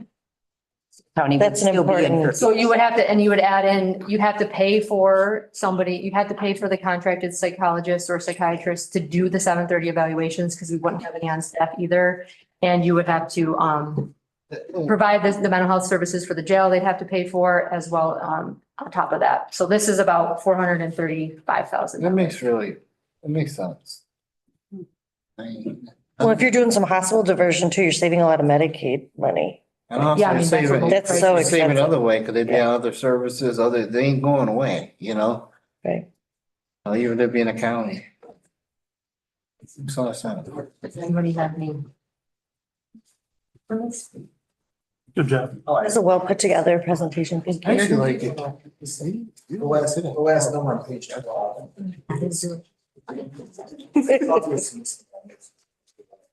Oh, sorry. So on the report that you have, Lynn does put in extra stuff. So we just projected based on the report, all of the things. Go back to our budget, and I'm like, this number's not accurate. Sorry. That's where that's confusing. I think there's something.